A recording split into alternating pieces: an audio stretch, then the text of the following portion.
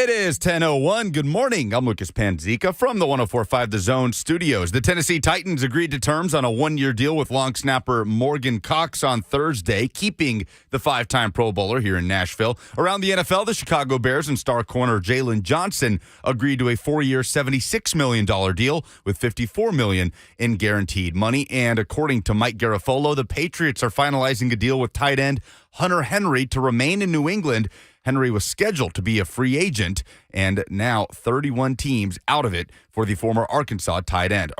Nashville Soccer Club led 2-0 with 2 goals from Jacob Schaffelberg, but a goal from Lionel Messi and a stoppage-time equalizer by Luis Suarez ended the CONCACAF Champions Cup round of 16 first leg matchup at 2-2. Nashville will travel to Miami next Wednesday to play the second leg for a spot in the quarterfinals. But first, Nashville jumps back into MLS regular season play Sunday, hosting LA Galaxy for a 2 p.m. kick. Pre-game coverage on The Zone at 1:30. The Nashville Predators' point streak is at 10 games after a 4-2 win over the Buffalo Sabres. Philip Forsberg with a hat trick, the 9th of his career. The Preds will hit the road, starting with a game in St. Louis tomorrow at 11:30. NHL trade deadline is today. On Thursday, the Preds made moves, trading Yakov Trenin to Colorado for a 2025 third-rounder and acquiring Blackhawks forward Anthony Beauvillier for a 2024 fifth-rounder. For all your foundation repair and waterproofing needs, visit USSTN.com. Breaking news at once on your home for the Titans and Vols. This is 104.5 The Zone.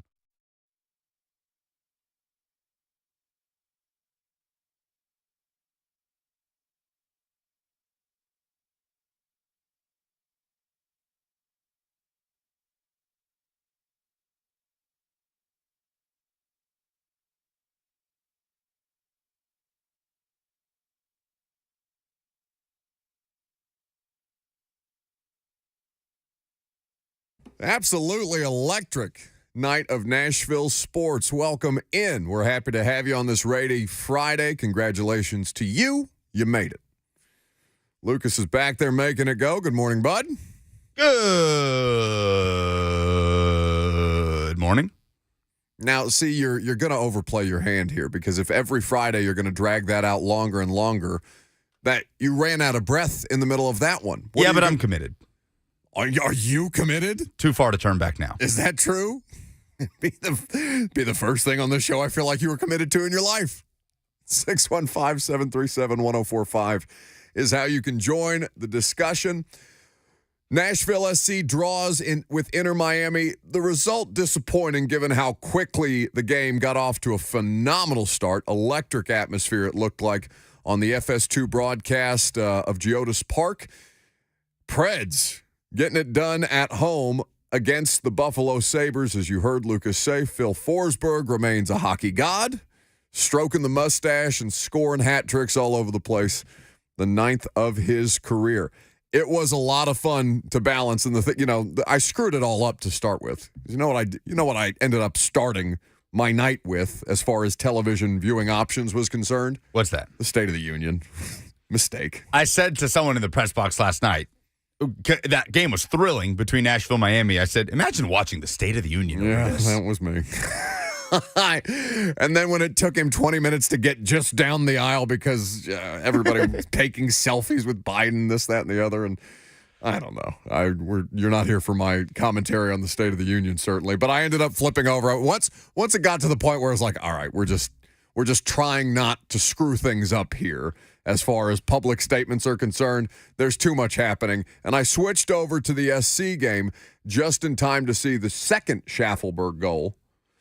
After Forsberg, I think Forsberg had scored his hat trick by the time Schaffelberg scored the second goal. I think you're right, because the Preds game started before the Nashville SC game. Yes. So Schaffelberg, Forsberg, all the Bergs. All the Bergs. Big Berg night. Now, let's start with the soccer game, because you were there as allegedly credentialed media. Although I'm pretty sure I got pictures of you wandering around the stands with one of those frozen margaritas like you talked about. Well, I know that's a lie because I don't think I've ever drank a frozen margarita in my life.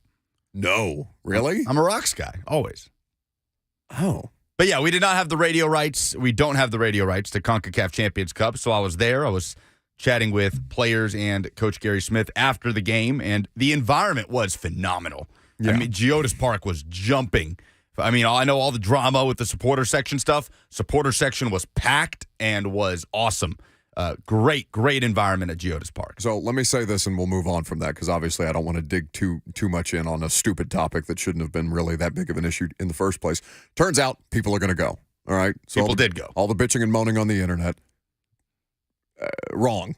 People showed up in droves because it's a big event, and they went to support their team. And if you don't want to support your team because they charged you a couple extra bucks, boo-hoo on you. You missed a great night. Anyway, moving on.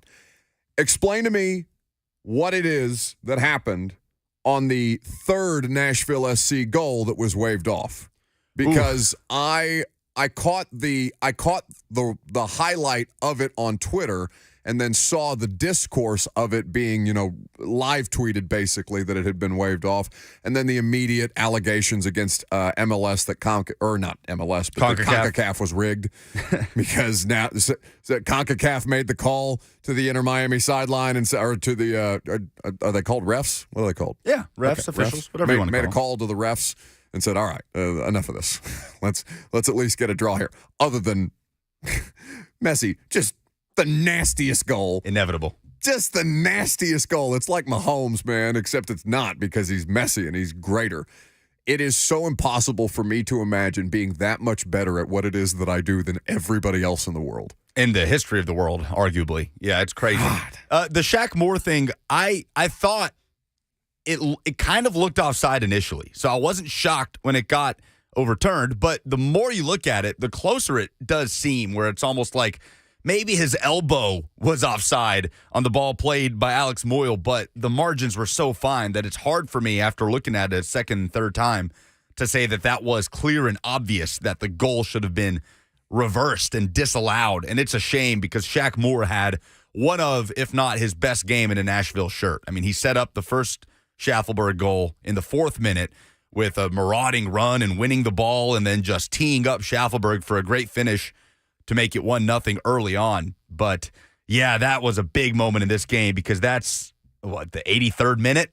And Nashville, it goes from being up 3-1 to conceding late. Zimmerman goes off, and defensively they kind of get stretched and disorganized a little bit in a bad spot, and Luis Suarez is just one of the best poachers of his generation, and just puts a head on it to bury it in the back of the net in stoppage time. Did you say a marauding ball? A marauding run forward from Shaq Moore, forward. I marauding caught me off guard there. That's a high level SAT type of word there, bud. Anyway, it's disappointing to see them draw, especially when they had the momentum early that they did, and people having the complaints, and justifiably so, it sounds like, about the third goal that was waved off. Yeah. Still, that they are holding serve. And, of course, Hani Mukhtar comes back last night. Messi has a bit of an injury scare. Looked like he got tangled up with somebody. Lucas McNaughton, I think, is the player that he got tangled up with. And looking at how that game played out, I think you still have to be pretty excited about the result despite the draw. And I know if you're not a soccer person, the idea of, I'm not trying to sell you on a draw. I don't have to. If you watched the game, or if you saw, or if you were in attendance last night, as it looked like a ton of people were. I know, I'm just cruising through social media and Instagram last night. I felt like I was the only one who wasn't at the stadium, which is cool to see. And then, of course, what the Preds are doing, and this late season surge that they're obviously on, where it's 9 of the last 10 now, and 10 points in 10 straight games. Ironically enough, the only game that I've attended in that stretch, an L. Tough scene. I hate to see it. But the crowd at both venues, electric. Fun night of Nashville sports.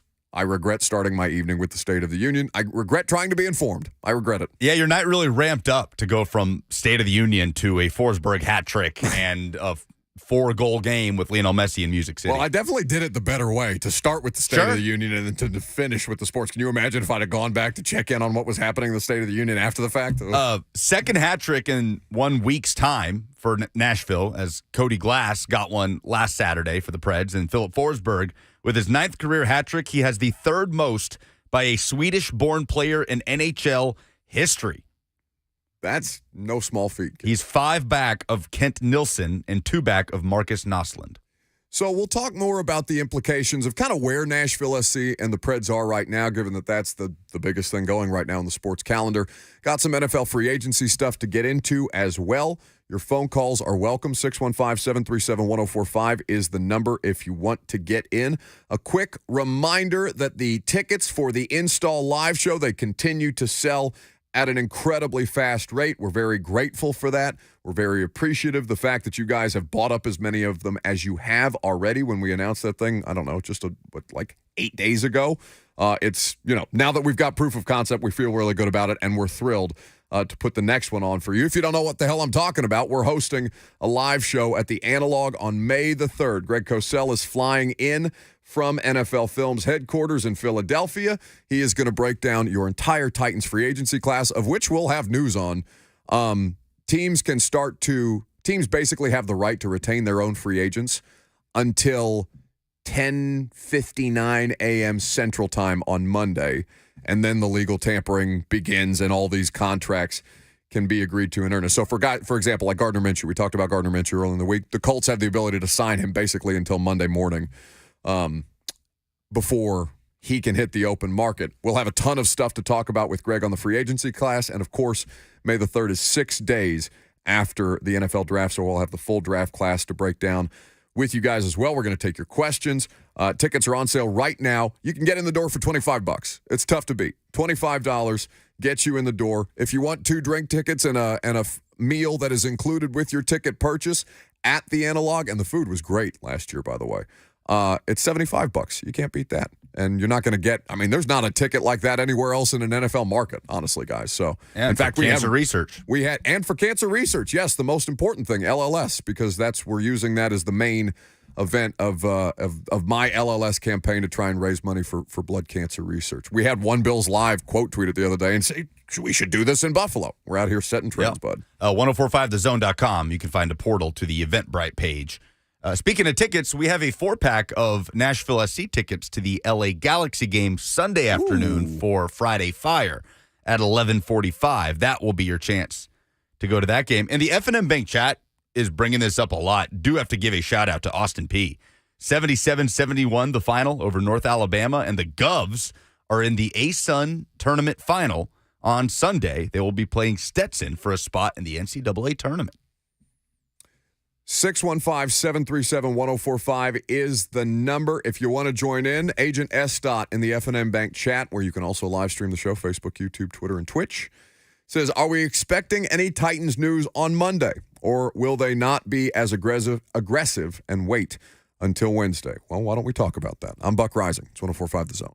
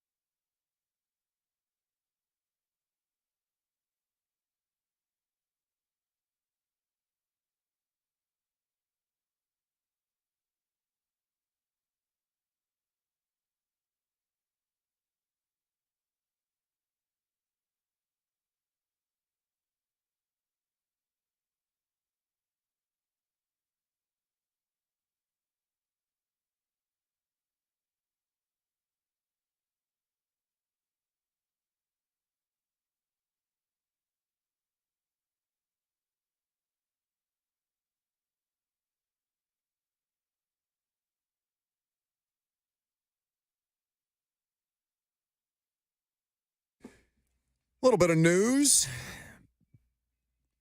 Pittsburgh Steelers are releasing Patrick Peterson. We think that's the end for him. Former first-round draft pick at LSU. He's had a long career.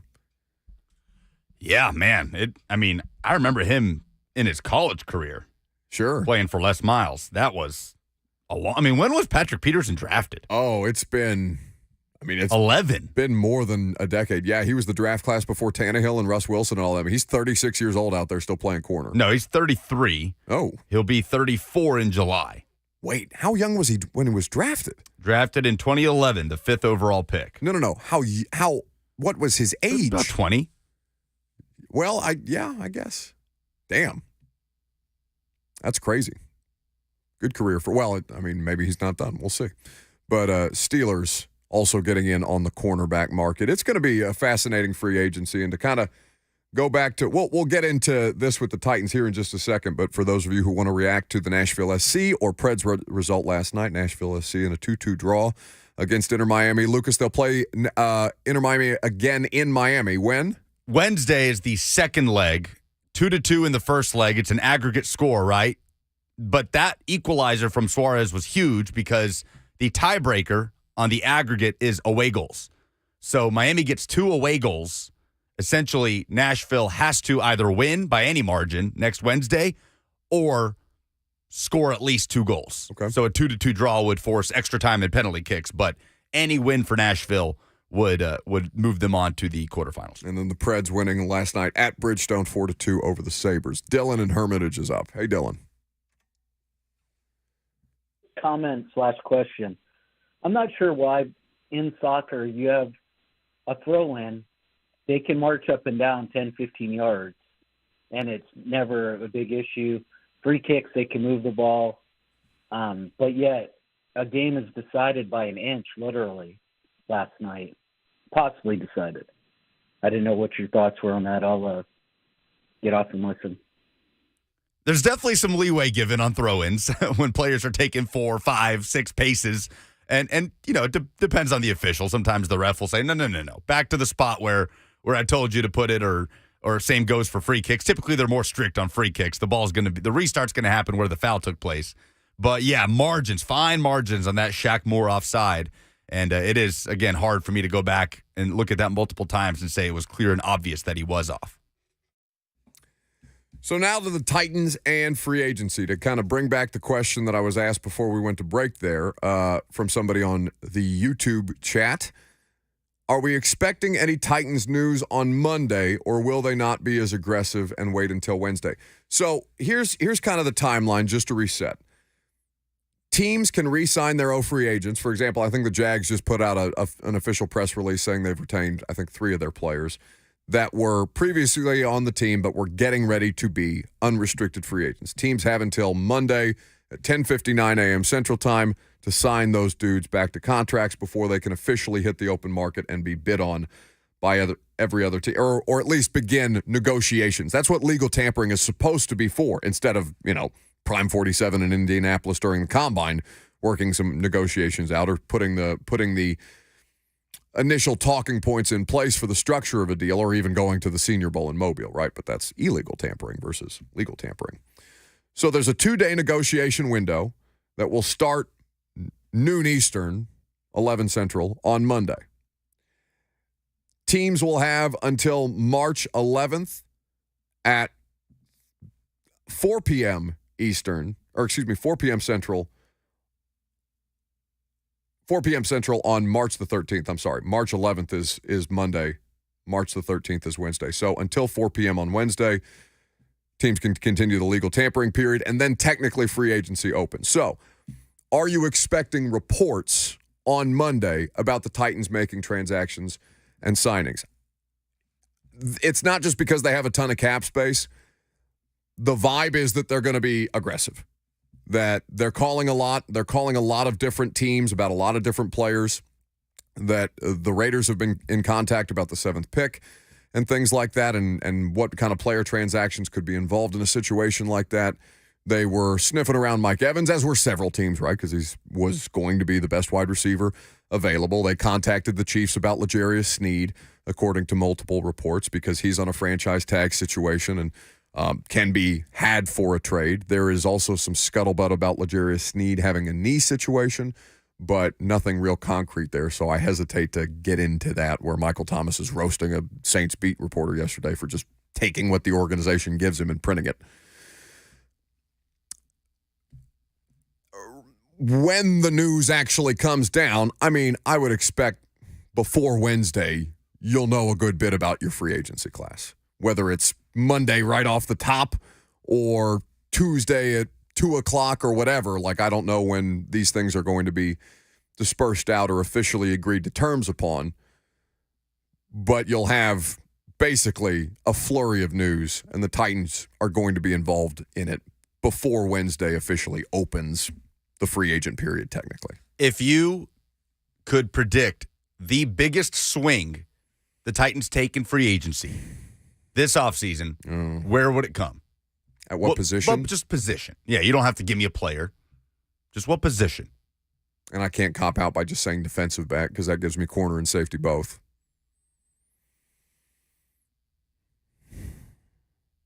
I'm still inclined to say wide receiver. And that's just kind of gut feeling. That's not. Well, talking to Brian Callahan.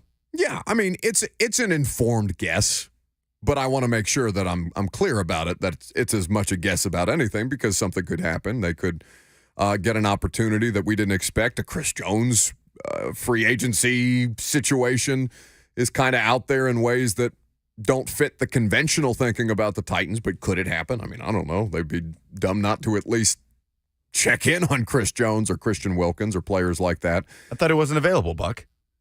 No, we've talked about this. Yeah, I know. I just like making you feel bad for going at that caller, for at him. Having the gall to suggest Christian. No, he's not available. I didn't say How it dare that you bring way. him up? That is not the way that I said it at all. I already have a tone problem. You're not allowed to give me a worse tone problem than people think I actually have. All right, move off. If the biggest swing is going to come at receiver, okay, one of those is off the board, and Mike Evans. Beyond Calvin Ridley, who would fall under that? I mean, I think people are going to think a big swing is $20 million for a Hollywood Brown, right? Sure. Like that's, and Blaine and I kind of went back and forth about this yesterday. Not really went back and forth, but just kind of were talking through the idea of, just because Calvin Ridley's the best wide receiver on the market, does he actually get one of these $22 to $25 million deals because he happens to be the guy that's available at the time? Jacoby Myers did not get a Tyreek Hill contract because he was the best available wide receiver free agent last year. Jacoby Myers, I think, got paid somewhere in the ballpark of $16.5 million on an average annual basis. So there's nobody's going to just pencil Ridley in unnecessarily, even though you can kind of tell where this is going to end up. Ridley, a better player than Jacoby Myers. Agreed. Was a weaker free agency class at the top at wide receiver last year. Agreed. So just informed or educated guess, we'll call it. Wide receiver feels like something that they're going to be, and I don't even think it's a swing, just grabbing at, right? Left and right in free agency in the draft. So who do we consider a swing at wide receiver? Ridley, Hollywood. Hollywood's more of a kind of, you're betting on him a little bit, yeah? It's almost the definition of a swing. Okay. So I would consider Hollywood, well, I don't know. The Ridley thing is so weird because he's 29 and he's missed so much football, and he had drops at the beginning of the season and then it ironed out because he has twice as many touchdowns as the next available free agent wide receiver. So he was really productive last year. But the Jags offense was not. You know what I'm saying? Like, there are some problems there. If you go back and watch them in the red zone in particular, there are hideous drops, and Ridley's a part of this. There are hideous drops left and right that I can't pin on Trevor Lawrence, and Trevor Lawrence is going to have to shoulder the blame, but like, he's putting the ball there for them to catch it. And it's not just Ridley, but there was a lot of disappointing elements to the Jags offense last year. Ridley wasn't one of them. Ridley wasn't one of them. He's not a disappointment, but I'm saying he's not perfect is all I'm trying to get across, right? He's not DeAndre Hopkins, where he's going to make you right 11 times out of 10. Calvin Ridley is a good player. He has been a very good player at points in his career. And he was a very productive member of the Jags offense last year, but a Jags offense that it just didn't look right. And the Christian Kirk injury obviously threw them out of kilter even more. He had not played football in almost 2 years. Correct. He came in, 1,000-yard season, 8 touchdowns. Calvin Ridley had a good season.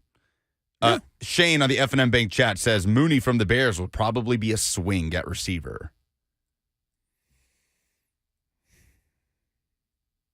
But I don't consider that a swing. I consider that a cost-effective option. Like a Tyler Boyd almost. I would put Mooney more in the category of a Tyler Boyd. I think Hollywood has the biggest variance here. And that's including somebody. My point with Calvin Ridley is it's just such a unique situation that it's hard for me to kind of flesh out how much better he's going to get when he's already 29, right? And Hollywood's 26. And there is a legitimate difference for most wide receivers. Hopkins is the anomaly here. Mooney caught 31 passes for 414 yards and 1 touchdown last season. He had a 1,000-yard season with the Bears in 2021. He has not broken 500 since. But what are you looking for is the question, and this is only something that they can answer, right? Are you looking for somebody who can be your next bridge veteran wide receiver, top flight wide receiver, because Calvin Ridley fits more that mold as Hopkins is in an expiring deal? And I don't know that they wouldn't keep DeAndre past this year. I don't know how he feels about the situation. It's just kind of a thing to pay attention to. So Calvin Ridley would kind of help them bridge that gap into the future where then you can bring in draft picks. You still have a vet at the top who can be, for all intents and purposes, your number one wide receiver, or at least an outside X wide receiver, whether he's catching more passes than whomever he's across from, whatever. Then Mooney, who's going to come in and be a veteran, different kind of a stopgap, right? More your Chris Moore NWI type or role, I guess is the way, because he'd have to play special teams. Now, they have already re-signed one free agent, and that's Morgan Cox. He agreed to a 1-year deal yesterday, the long snapper. Tennessee Volunteers legend, NFL legend, long snapping legend for all time, Morgan Cox. Did we expect the first free agency news of the offseason to come at long snapper? Honestly, he's the most obvious one. Yes. Get it done. Yes. Why even worry about it, right? Why do you already have so many other personnel headaches? He's going to be, 39, 40, but it's fine. Just continues to get it done. So Morgan Cox seems like the most obvious decision out there. Now, the special teams free agent discussion as who agreed to a kicker contract yesterday that I saw? We were doing the show and I didn't take time to go into it. It was a pretty substantial kicker contract. I did not.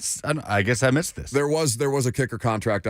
Somebody will tell us in the chat before we think of it or can Google it. I don't want to sit here and Google it while I'm talking, but you've got Stonehouse coming off the injury. You have a big old question mark. Kyrie Fairbairn. Texans. 3 years, just under $16 million. That's big money for a kicker. So the kicker market is going to be something that you have to keep an eye on. Are you going to delve into undrafted rookie free agency? Is there a kicker that you feel, if you're Rand Carthon and Chad Brinker and their staff, is there a kicker that you feel you want to spend draft capital on in this draft class? I would be lying to you if I've familiarized myself with the depth at kicker, although I probably should, given this team's history. Returner, as I mentioned, Phillips is there. Are you going to give him another shot? It would be really tough to justify it to the fan base, wouldn't it? Would you like to hear the list of free agent kickers? I would. Will Lutz at the top of that list, still under 30. Obviously, longtime Saints kicker is last year. Is he under 30? I feel like he's been there for so long. He is 29.7 according to Spot Track. Okay, so I guess he'll be 30 by the time the season starts. Was with Denver last year. He made 88% of his field goals in 2023. Greg Zuerlein, who is 36, was with the Jets, is a free agent. Nick Folk, like you said, who is 39, is a free agent. Greg Joseph, Titans legend. Yep. Who had a great stint with the Vikings after the Titans, is 29. Titans legend. He's a free agent. Made 80% of his kicks, so dropped a little bit in 2023. Brandon McManus was with Jacksonville. He's 32. 81% rate for him last year. Made all of his PATs. Joey Sly of Washington, 79% clip last year. Not great. Randy Bullock is a free agent, was with the Giants last year. Titans legend. Chase, there are 3 Titans legends on here. Chase McLaughlin. If you are an NFL kicker, odds are you probably played for the Titans at some point in the 2019 season. Like I said, there was should we do it just for fun to see if I could still do it a couple of years later to name all of them? Yeah, why not? Because there's 7 of them. All right. Greg Joseph, Ryan Suckup, Ryan Santoso, Cairo Santos. My Brazilian brother. Cody Parkey. Oh, my God. Titans legend Cody Parkey. How could I forget? Was Badgley a part of that, too? Because I think Badgley had 2 separate Titans stints. He was early 2021 season because I think he only played the Cardinals game. Yeah. And he had a nice year last year with Detroit. Like, he had a decent year. I can only name 5. I think there were 7. That's okay. We don't need to get bogged down. Chase McLaughlin is a free agent. He was with Tampa. And Cameron Dicker, but he is an exclusive rights free agent for L.A. And Dicker, the kicker, is going nowhere. Oh, no way. Nowhere. He had a good year. He's young. Yeah. They're not going to let him go. Somebody said, what about Malcolm Butler, Buck? He's open to a return. So do you just bring back Folk? Do you sign one of those names? Does he want to play football? Because I would be like, hey, Nick, man, come on back. You know, if he wants to continue to play football, who was the nightmare kicker for the first game of the season in 2020? Oh, it was Janikowski. Not Janikowski. No, that's what I'm saying. Goskowski. Yes. Steven Goskowski. I do that all the time. It's tough. There's a lot of skis around the kickers. Steven Goskowski, coming off a hip surgery that year and just happened to be down the road in Franklin, made sense at the time, and he ended up working out. It was just a really, really bumpy first couple of games.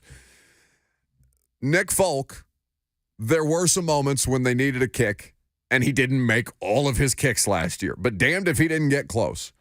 So while there are moments that you can pin specifically, or if you were a Titans fan, you might be inclined to pin specifically on Nick Folk, you know why I give Nick Folk a pass? Because when you're scoring 17.5 points per game, everybody else has a giant magnifying glass on them in ways that Nick Folk did not deserve last year. So if he wants to keep playing football, buddy, come on home. Was he getting criticism? I mean, I feel like you got as much. There was an extra point that he missed that people pinned directly on him. That was the Colts game or the Texans game? I think it was the Texans game. I'd have to go. I think it was the Texans game. I really don't want to have to go back and relitigate those kind of things this season. I think it was the Case Keenum game, yeah. But Nick, you got about as much as you could ask for. Oh, Nick no, Folk you got more. He was great. Way more, especially given that because they traded for him before he got cut from the Patriots. And given this team's just black hole at kicker for the last couple of seasons, he's a godsend. He's has more staying power, more longevity, a better resume than did Randy, even though in the year that Randy came in, he ended up working out real nice. Cade York is a free agent. Remember, the Titans brought him in to be on the practice squad in same time frame as when they traded for Folk. Scooped up by the Giants, yeah? He was with the Giants for a time. He was on their practice squad. Again, Randy Bullock was their kicker. He was placed on IR in December and then became a free agent at the end of the year. Joey Bananas, Joseph Bonanno, texted me, said Harrison Mevis out of Mizzou would be the only kicker that I would either spend a 7th on or sign as a UDFA. Stud of a kicker. When it comes to long range, he nailed that 64-yarder against K-State, school record for Mizzou last year. I think it's the mid-range stuff that he struggled with. Crazy leg, Mevis out of Mizzou. But it'll be interesting if they scoop up an undrafted rookie like they have in the past. They would, right? No matter who you end up signing, there's likely going to be a signee and a UDFA or a late-round draft pick. Will is in Nashville next. He wants to talk Titans free agency. Hey, guys, I appreciate you taking the call. Sure. Knowing my team, the Titans, if anything, they're practical. And I think, sewing up the offensive line at center is probably the most likely kind of swing that the Titans would make. You look at a guy like Andre James out of Vegas with a nice pass protection. I think a real solid fit for the team and definitely fits a need. I'll hang up and listen. Thanks for the call. I just don't think that's a swing, right? I think that's probably I want to feel most certain about the center that I'm signing. I don't want them to swing on a center. Swinging on a center would be getting a lesser proven player for a more cost-effective or as in his words, practical contract versus a top of market free agent center contract. I'm good with the spend there. I'm most good with the spend there of wide receiver, corner, kicker, safety. God knows this team needs pass rush help, interior defensive linemen, guards, tackles, whatever. Spend the thing that you will be able to justify to me the most the next day is a top of market center contract for Will Levis. So it's just something he doesn't have to worry about. Average, or the estimation for the market value by Spot Track for Andre James, the 26-year-old former Vegas center, is a hair under $9 million average annual value. It will end up being more than that, I would think. Just out of curiosity, can you pull up a market estimation for Lloyd Cushenberry, the Denver center? Because I don't expect him I don't expect him to go back to the Broncos this year. They're working through their own financial situations right now. He's also in the same ballpark age as Andre James. Lloyd Cushenberry, 26 years old, 8.2 is the market value estimation. Okay, so either would be satisfactory for me. I would assume that they would make more money. Mitch Morse out there as well. Mitch Morse is the more proven commodity, but longer in the tooth. I just want them to lock up somebody that can be Will Levis's Ben Jones. And I know some of you want Benny back, but I don't think that's feasible for where he's at in his career, and just frankly looking for a longer term solution. Did you call him Benny? Yeah. Okay. What? Never heard him referred to as Benny before. I mean, I feel like the vast majority of people in his life call him Benny. Is that something you want to harp on? Okay, no. I was just, if it was something you made up on the spot, I wanted to roast you for it. Okay. Lucas's SEC stat of the day is next.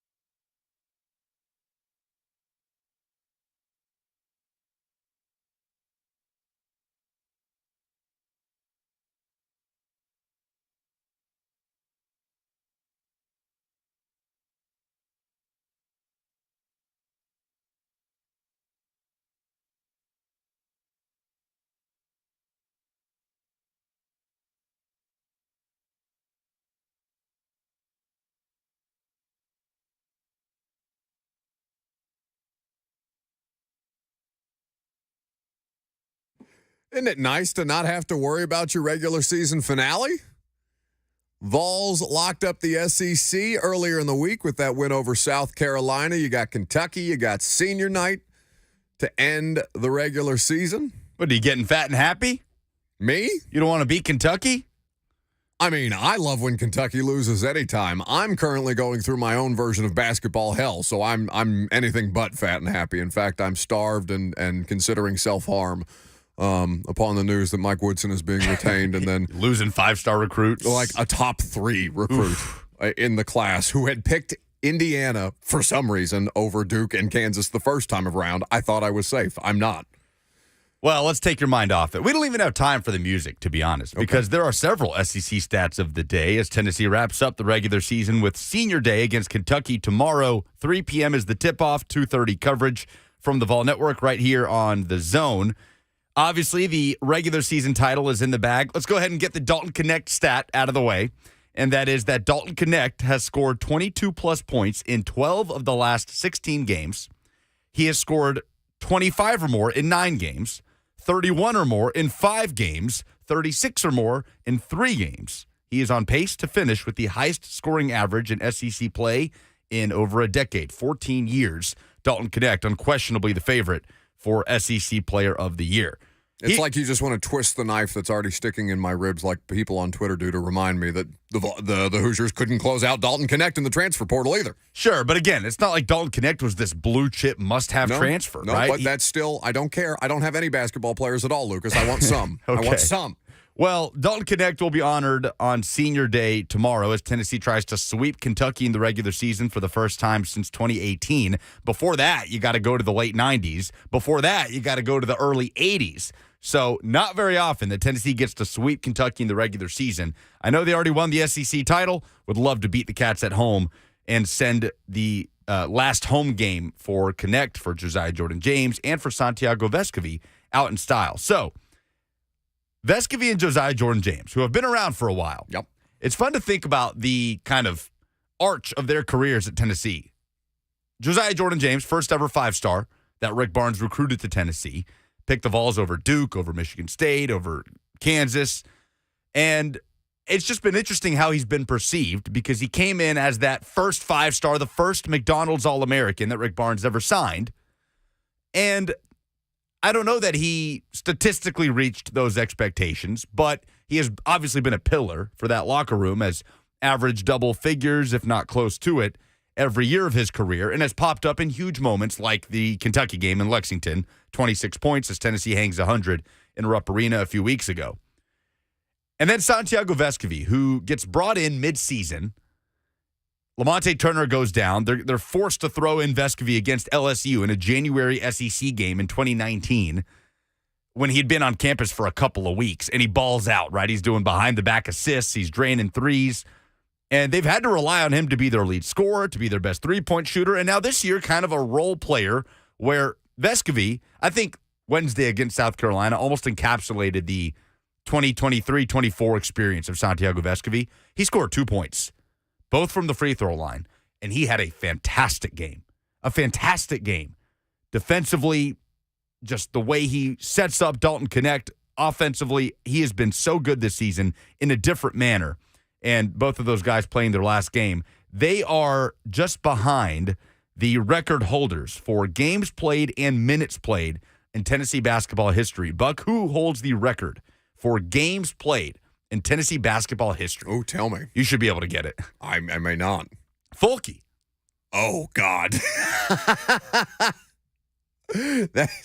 Well, yes, that makes a lot of sense. John Fulkerson's never-ending reign at the University of Tennessee. Got there in 2016, left in 2022. Oh.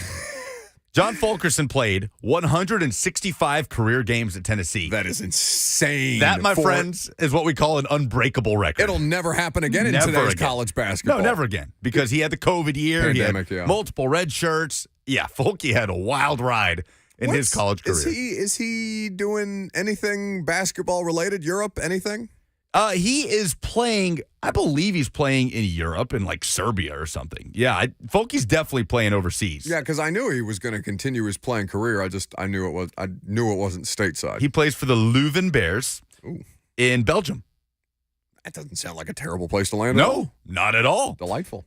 Minutes played. By the way, Vescovy has played 144 games in his Tennessee career. What's up there? Be a 145 on Saturday, and then however long they go in March. So Vescovy is second, and Josiah Jordan-James has played 138. On Saturday, he will surpass Cameron Tatum and get behind Wayne Chisholm for the fourth most games played. So 2 of the 4 most games played in Tennessee history will be celebrating Senior Day. Minutes played, Allen Houston holds the record, over 4,600 minutes played. They're from 89 to 93, played for his dad, Wade Houston at Tennessee, the all-time points leader at Tennessee, had a great NBA career as well. Santiago Vescovy is about 300 minutes back of Allen Houston. I don't think he's going to be able to, I don't know, would Tennessee have to probably make it all the way to the Final Four, to the national championship for Vescovy to play 300 more minutes? Yes. And even then, I mean, depending on the lineups that they use for the matchups that they have, I just don't think there's any guarantee. Because I think that, to your point, Lucas, and not to cut you off here, but he's just embraced his role, the role that they've asked him to take on this year so well. And it took him a little while, and it was not exactly clean at the start, and it left people, I think, scrutinizing him a little more unfairly because he's just trying to do what he's asked, and it's completely different from what he's done in years past for this team. So, to your point, it is as deep a Tennessee team as we've said throughout the course of the season. Be cool to celebrate the careers of Josiah Jordan-James and Santiago Vescovy, who have an SEC tournament title under their belt. First one for Tennessee since the late 70s. Now a regular season title under their belt. And we'll see what else they can accomplish. And then, of course, Dalton Knecht, who had probably the best individual single season in Tennessee basketball history. I'm willing to go ahead and say that. It's the best game on the board, certainly in the conference on Saturday. Kentucky at Tennessee. South Carolina, Mississippi State is at Mississippi State. Arkansas, who won earlier this week, is at Alabama. That's going to be a curious game to kind of keep an eye on. Again, Alabama's at home, so should be able to handle things there, and then Auburn should cruise against Georgia. We could get a 4-way tie for second in the SEC. Right. I mean, there was a scenario if Tennessee had lost on Wednesday where we would get a 5-way tie for the SEC regular season title. So it's been a fun league this year, man. Really fun, and the tournament is going to be awesome right down the road next week. The best the SEC has been? Like top to bottom? I think at the top, because the bottom, like Vanderbilt and Arkansas, hideous, kind of and Missouri, kind of pull the rest of the league down a little bit. I think there's been better parity in terms of how much better the top team is than the bottom team. But when you look at the top 5 teams in the league, I don't think it's ever been this good. I mean, how many could – it's hard to call Alabama a contender with how horrendous they've been defensively. No, but like to Slay's point yesterday, they can outscore anybody. 6 teams playing in the SEC tournament could win the conference tournament in Nashville next week. And well, who could make the Final Four, right? Like Alabama's been considered a Final Four contender. Mm-hmm. Auburn, Kentucky, Tennessee. South Carolina is a team that you do not want to play in March. No. So that's 5 teams that could make a deep run in the NCAA tournament. I'm willing to say at the top, at least in my lifetime, it's the best the league has been. A veteran quarterback is making the rounds in the NFL. We'll tell you the latest visits for Russell Wilson and why Titans fans should care. Coming up.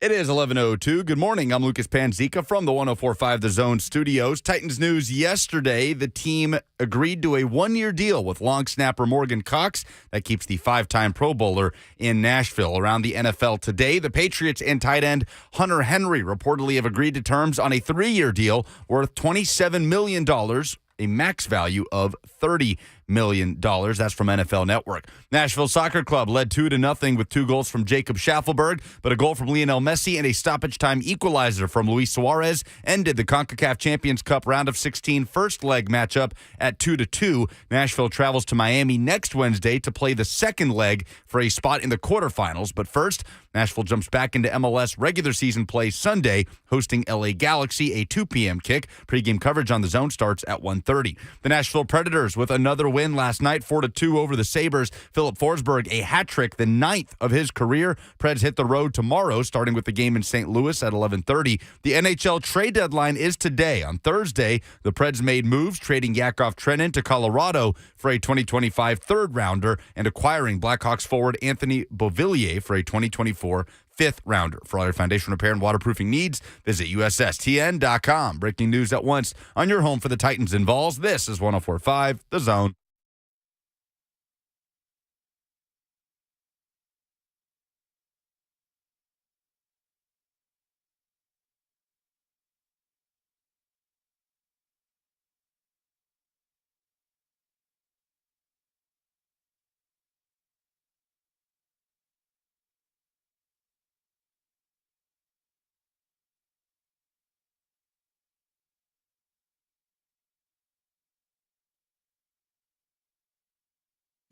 Second hour on this Friday. Coach Mack is going to be here 15 minutes from now. You know what else you got in this hour? The opportunity to win some Nashville SC tickets to the next home game against the LA Galaxy for Friday Fire. All you got to do is give us a little bit of shine, a little bit of positivity. Bert thinks I'm the least positive person in the world. So we're going to brighten your day on this rainy Friday by giving you a chance to go to Geodis Park. That's one of the best things about that stadium, by the way, where you had the first time that we got season tickets together, that the fact that the overhang basically keeps you dry in the rain, even though it's an open-air stadium. Not a bad seat in the house. Delightful. Russell Wilson is making the free agent quarterback rounds. Now, why do you, as likely a Tennessee Titans fan, care about that? Now, you may be a Giants fan, you may be a Cowboys fan, you may be something other, a transplant, whatever the case may be. But the majority of you are Titans fans. So why does this matter to you? And not just because CBS Sports put together a graphic where they put Russell Wilson potential landing spot as the Titans. My buddy Jordan DeJani did that.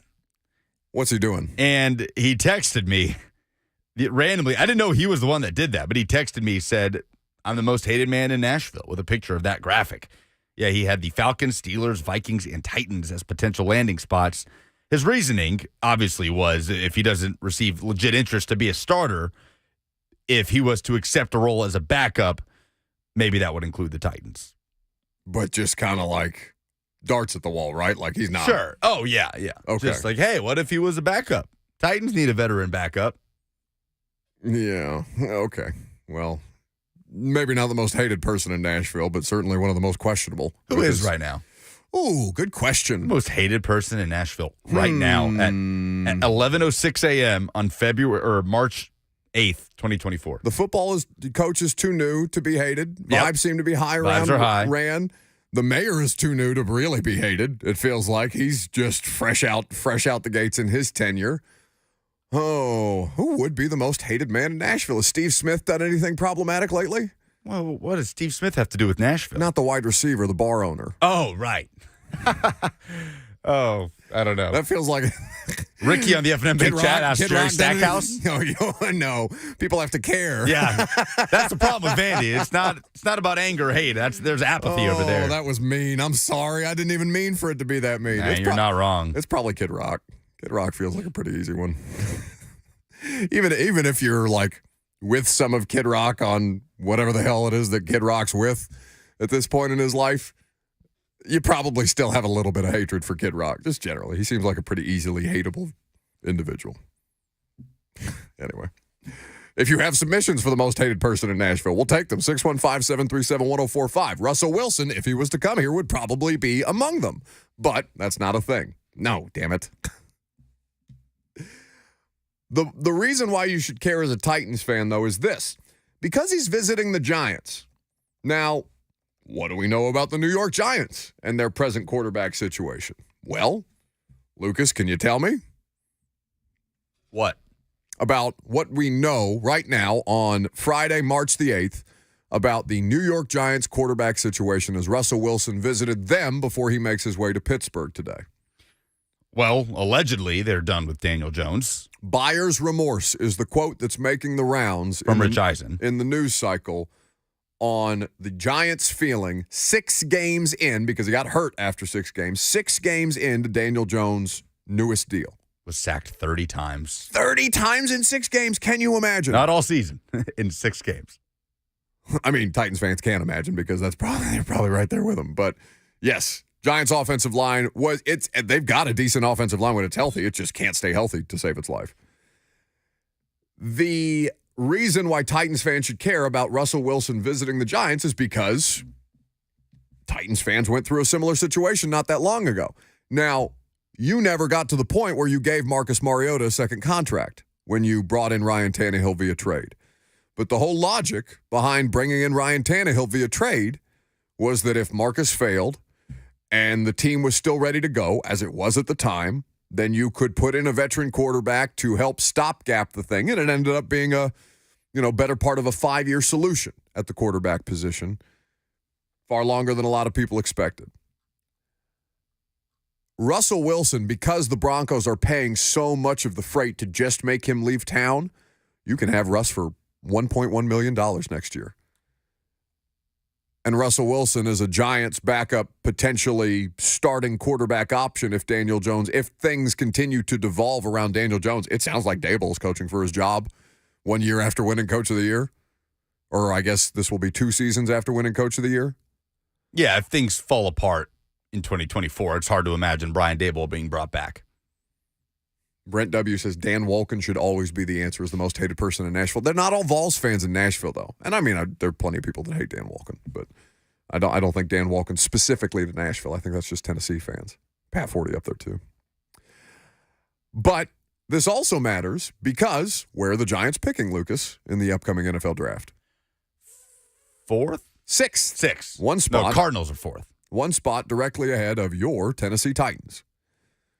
So as they try and figure out their situation, this impacts 2 things. One, obviously he would have to sign there for this to be viable, but it would impact the Giants potentially considering a quarterback in the top half of the draft or in the top part of the draft. If they don't go for a quarterback and sign Russell Wilson, because it wouldn't make a ton of sense for them to pay a quarterback. But if you're trying to buy yourself time, if you're Brian Daboll and Joe Schoen, I think is the GM there, you can't rule it out. That would impact, obviously, the Titans picking at 7. They could go wide receiver there, impact the Titans at 7. They could go offensive line there and impact the Titans at 7. The Giants have a lot of the keys to, as many of you are sending us questions in Titans media about who are the Titans going to pick at 7, the Giants have the ability to basically dictate this. But would they go left tackle? No. After giving Andrew Thomas that deal? No. But they could go, and it depends on how the tackles come off the board.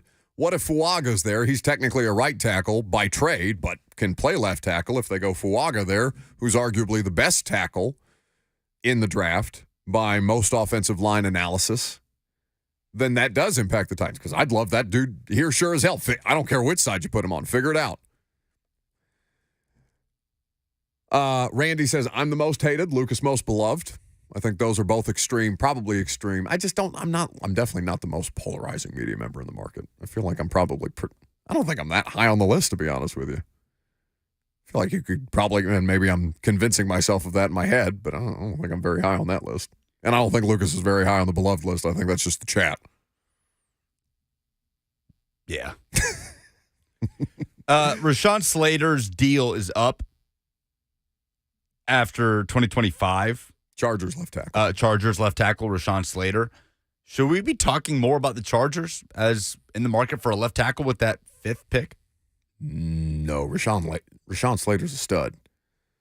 They would be unwise to. I mean, he's missed some time, but not enough to not consider bringing him back. That Chargers offensive line, that's the problem in LA. They are the team that I get the most hype about, like offseason every year, and injuries, whether it's Phil Rivers at quarterback or Justin Herbert. Injuries seem to betray that team more than any other team, and I include the Titans in that discussion. Even if, like, I bet if you were to look at games lost over the course of the last 2 years because of player injury, Titans are 30th in that over the course of the last 2 seasons. I have to imagine that the Chargers are right around there in that ballpark, at either right above the Titans or right below them. It would make sense for them to take a Malik Neighbors, right? Best receiver available at 5. But I've seen Joe Alt mock to the Chargers at 5. That would seem from unwise. ex-PFF writer, but they could trade back as well. Yeah, I don't think that. Yes, I think they could trade back because they have quarterback, they have left tackle. Wide receivers, though, I mean, if there's a world in which Marvin Harrison Jr. makes it to 5th, and even then, I wouldn't have a problem with them taking Malik Neighbors at 5. For Marvin Harrison Jr. to drop to 5th, what would have to happen? Like somebody Cardinals trade back? 4 quarterbacks would have to go first. Yeah. So either the Cardinals take a QB, which I don't think they will. No. Or they trade back for someone who will take a QB. Well, actually, I don't want to say no so definitively because the Cardinals have literally had a situation like this before and done Not something. really, because Josh Rosen did not have the same type of contract. The contractual situation is totally different. But yeah, I hear you. They gave Rosen the vote of confidence and then promptly picked Murray number 1 overall. It was a whole social media campaign around Josh Rosen for them to take Kyler Murray number 1 overall. But I believe that Jonathan Gannon is into Kyler Murray as his starting quarterback. I think Monty is too. Jason in Murfreesboro up next. Hey, Jason. Hey, guys. Good morning to you. Can you hear me? Yeah. Okay. I just wanted to say, I mean, we all love you, Bug. We all know that you're the most hated right now because you showed up to the Preds game. We lost our win streak, man. That's all I'm going to say, guys. Love you. Love the show. But quit telling us when you show up to the game. It really is becoming a thing. Stay home. Stay home, Buck. I did last night.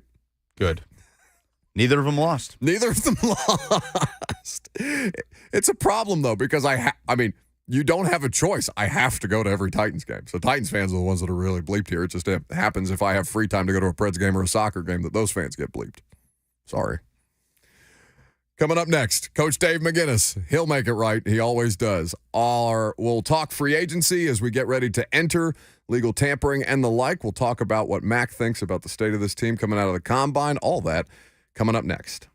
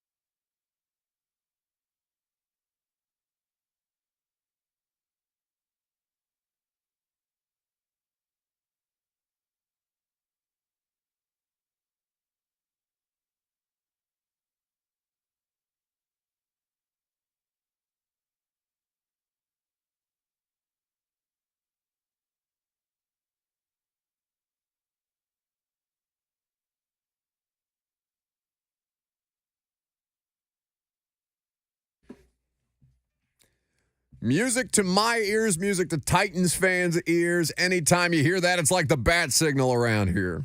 Means the man in black, Coach Dave McGinness of Titans Radio, is on the other side. In fact, he's not on the other side. He's right here right now, presented by Two Rivers Ford, powered by Ford, driven by people, the South's most trusted Ford dealership. Two Rivers Ford in Mount Juliet or online at tworiversford.com. Happy Friday, Mac. Hey, Buck, how you doing? You're right, the South's most trusted dealership. I just got back from Indy and dealt with their mobile service to get my Explorer service. They're outstanding. I mean, they came, picked it up, gave me a loaner car, and I said, it's really nice of you guys to do this. They say, Coach Mack, we do this for everybody. I said, that's even better. They're outstanding. It's like the Pat price on State Farm, right? The commercials about Patrick Mahomes' State Farm price. It's the Coach Mack experience, but it's for everybody at Two Rivers Ford. Yeah, and that's 100% correct. So we are getting ready to, if not, deals are being reported on now as teams try to retain their own free agents before the marketplace officially opens up on Wednesday, Mac. The process of this, I know there is a legal tampering period that teams will still be able to negotiate through. But how much has that changed as the league tries to manage basically contracts being announced or agreed upon before free agency actually begins? Well, let's go back clear to the genesis of it. Albert Hainsworth is a great example of that. Signing a $100 million deal about 12 minutes after it opened. So that probably didn't happen like that. And so, I think when the National Football League kind of just coalesced to the fact that, people were going to be talking. We both just got back from the Combine. That's where all of these conversations start. And so I think they've made just kind of a general concession to the fact that legal tampering, that's kind of an oxymoron. But it goes on, and it happens. And so to me, free agency is something. Free agency, I don't really deal in free agency a lot for this reason. First of all, it involves agents a lot, and unless you're in that world and you really, when I was coaching, I was involved in it very, very deeply. But now, innuendo is all you really know because nobody's going to tell you what they are doing, and plus it involves money. And when you start involving money, and the way that salaries are going to be not only constructed, but how they're going to be able to layer upon the other, unless you're deeply involved in it, which I was when I was coaching, so I was in that world, it's hard to do. It really is. And so it's all speculation at this point, but the league, I think, finally, decided, we'll say it's legal tampering for 2 days, and then it goes wide open. There'll be a lot of those deals made on Monday. Depending on which teams want to jump out there. Normally what has happened is it's a hit or miss on the first wave of it because it involves a lot of big money. I think people are going to say because there was $30 million added to the cap and the cap is the highest it's ever been, that this will be a complete free-for-all. That's not going to be the case because some teams, just like the Titans that are now coming out of cap hell, all you've got to do is, people that don't think the cap is real, Buck, all you got to do is look and see what's going on in Buffalo right now. Yeah, it's just a fire sale. Coach Dave McGinness here with us on 104.5 The Zone, talking Titans and free agency here in just a little bit. The Buffalo thing, Mac, having been involved in clearing cap the way that you were in Arizona, and I know we've talked about that before, it's just such a difficult thing. The thing, though, that Buffalo has is Josh Allen's contract right now. And as long as they've got a quarterback of that caliber, I know it's not the only thing necessary to winning football games and staying competitive in a hugely competitive AFC. But the fact that they still have yet more cap to clear and can't borrow from the quarterback's contract based on the structure of it right now is not an enviable hurdle for a team that's used to competing at the highest levels to overcome. No, Buck, you make a great point. And, you're spot on with all of that you're saying. You do have to have a quarterback. And clearly everybody has seen that the model is to be able to get a quarterback, that is that you can depend on a rookie deal and then build around that. Another great example is what Mickey Loomis has done down there in New Orleans, starting with the Drew Brees thing, just continue to borrow against. Their accountants down there on their cap, they've got to be in the Hall of Fame because they have pushed things forward so much for so many years. And it started with the Drew Brees, when they had a great quarterback on a big contract, and so they just keep pushing things forward. But the salary cap is real in this sense. When I cleared the cap had no floor, spending floor, which is a big difference. It's a big difference. Now that you've got, as you well know, you've got a ceiling and you've got a floor within a 3-year period where you've got to spend up to 92% cash on what the cap is. And so there are your cap person or cap people in your organization, Buck, are very, very valuable people. And you don't just do it for 1 year. Most of these things, and people found themselves, kind of behind the 8 ball when COVID hit and the cap was reduced for the first time in history. So there's a lot that goes into it. Yeah, just to put it in more of a football context, Mac, because we just saw, over $100 million worth of safety contracts cleared out across the league, not just in Buffalo, Right. but Seattle. You have Justin Simmons being released in Denver, a longtime staple of what they've done there defensively. The value of these positions, there are premium positions, obviously, in the NFL, but inside linebacker, safety, and running back feel like they continually ebb and flow as a part of that conversation. And I'm wondering, as a football coach, rather than as a salary cap expert, though you have expertise there, probably more than most coaches have had to have in their respective careers, how do you kind of view those 3 respective positions within the context of what the league is today? It's a great point you bring up, Buck, because asset allocation in the National Football League has changed over the years. I mean, it used to be your running back was one of the main dudes that you would pay money to, and I agree with you. Off-ball linebackers right now, safeties and running backs, I think the asset allocation throughout the league, just because of the way the game is played now. And here's the other thing too. When the franchise tag starts moving up, and all of a sudden, if you tag somebody in those positions, that's starting to take a not as big a chunk as some as an edge rusher or even a cornerback now, or even a premier tackle. It's still taking quite a bit of chunk out of your overall cap, and it's guaranteed money unless you can get them to sign. And then work out an extension, up through June.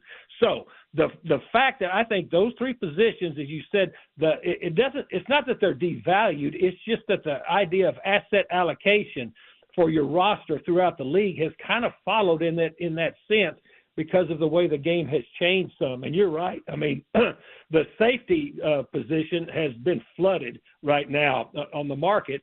And, it's a good example of the ebbs and flows of how teams, and I say teams, and it's probably most teams are allocating their assets according to those positions. Those 3 have taken a hit and probably will continue to for a while. Not to the extent I don't think that the running backs have, but I think you're spot on with those 3 positions. It depends on what coaching staff or what scouting or front office staff that you talk to, Mac, about the positional value. But I know there's plenty of coaches who will talk about the value of a center. And there are going to be a variety of different players out there available in free agency this year, certainly that are worth looking at. Titans have offensive line needs, not just at tackle, but frankly all over the place. And I just continue to come back to that as a position that I would be most comfortable seeing them spend at the top of the market on, because I think that's such a critical thing for them to get solved for Will Levis as he continues to try and work through this, because he's already having to deal with a new coaching staff, a new offensive system. He's going to have a ton of new parts and pieces around him to try and stabilize that with a center that you can trust and is available. I just don't know that I have a more pressing need in free agency this year if I'm them. Well, I mean, you got to balance that. Of course, this will be a lot of it up to Bill Callahan too. Sure.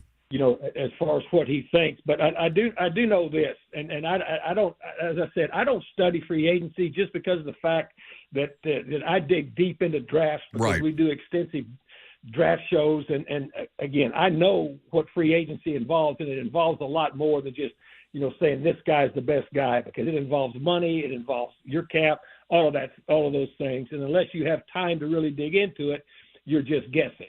Now, talking about the center position, yes, I really don't know who all is out there and what that market will be, but I do know this, because I am deep into this draft. there are centers in this draft that will probably be able to play their first year. Now, do they have the experience that you talk about? No.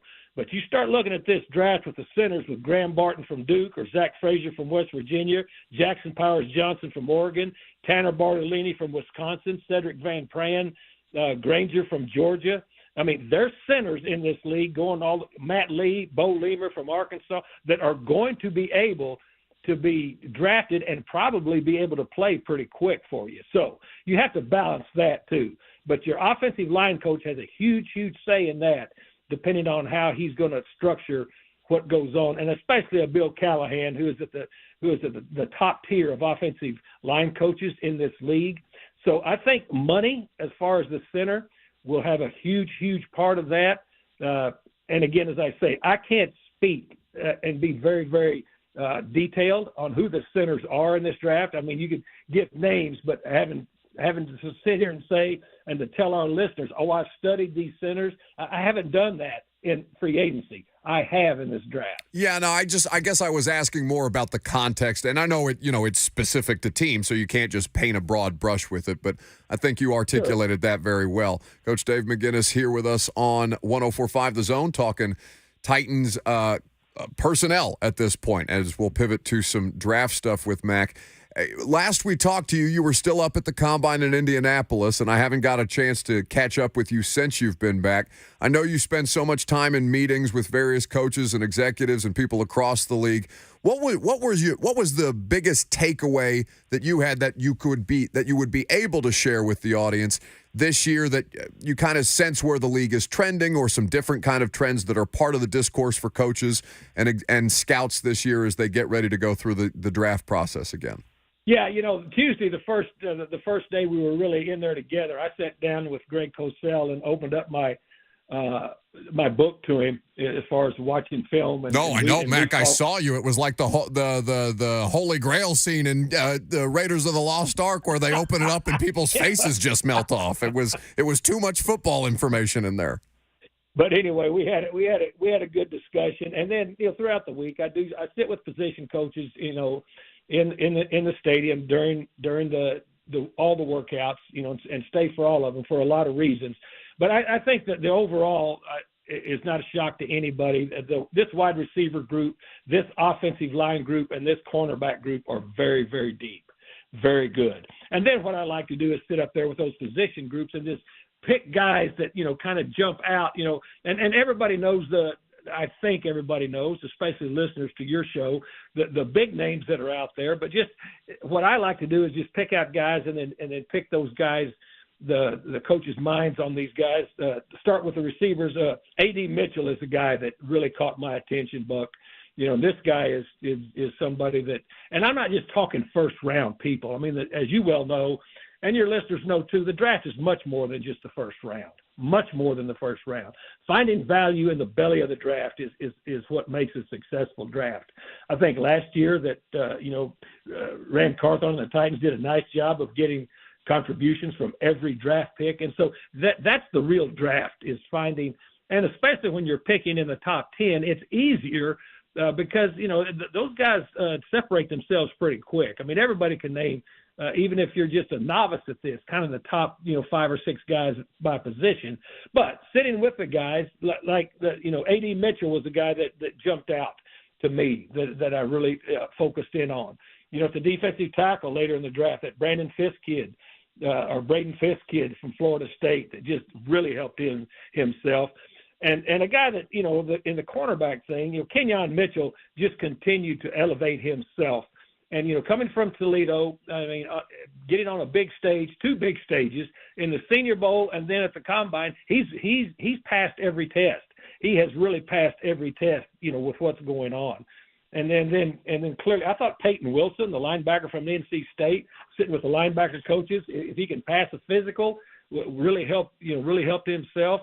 There's a cornerback at Rutgers, Max Melton, that I really liked. That I think is going to be a valuable mid-round pick. And then the running backs, Jalen Wright from Tennessee elevated himself as much as anybody in this draft at that Combine. He caught a lot of people's attention. Around here, we know who he is. I watched him every game this year doing coach-to-coach with Doug Matthews throughout the season. But this guy helped himself immensely with what's going on. And then there's a running back from Louisville that, named Isaac Garendo, 5'11", 221, that is it helped himself a lot too. Not only running the 4.33, but vertical jumped over 41.5, 10.9 broad jump.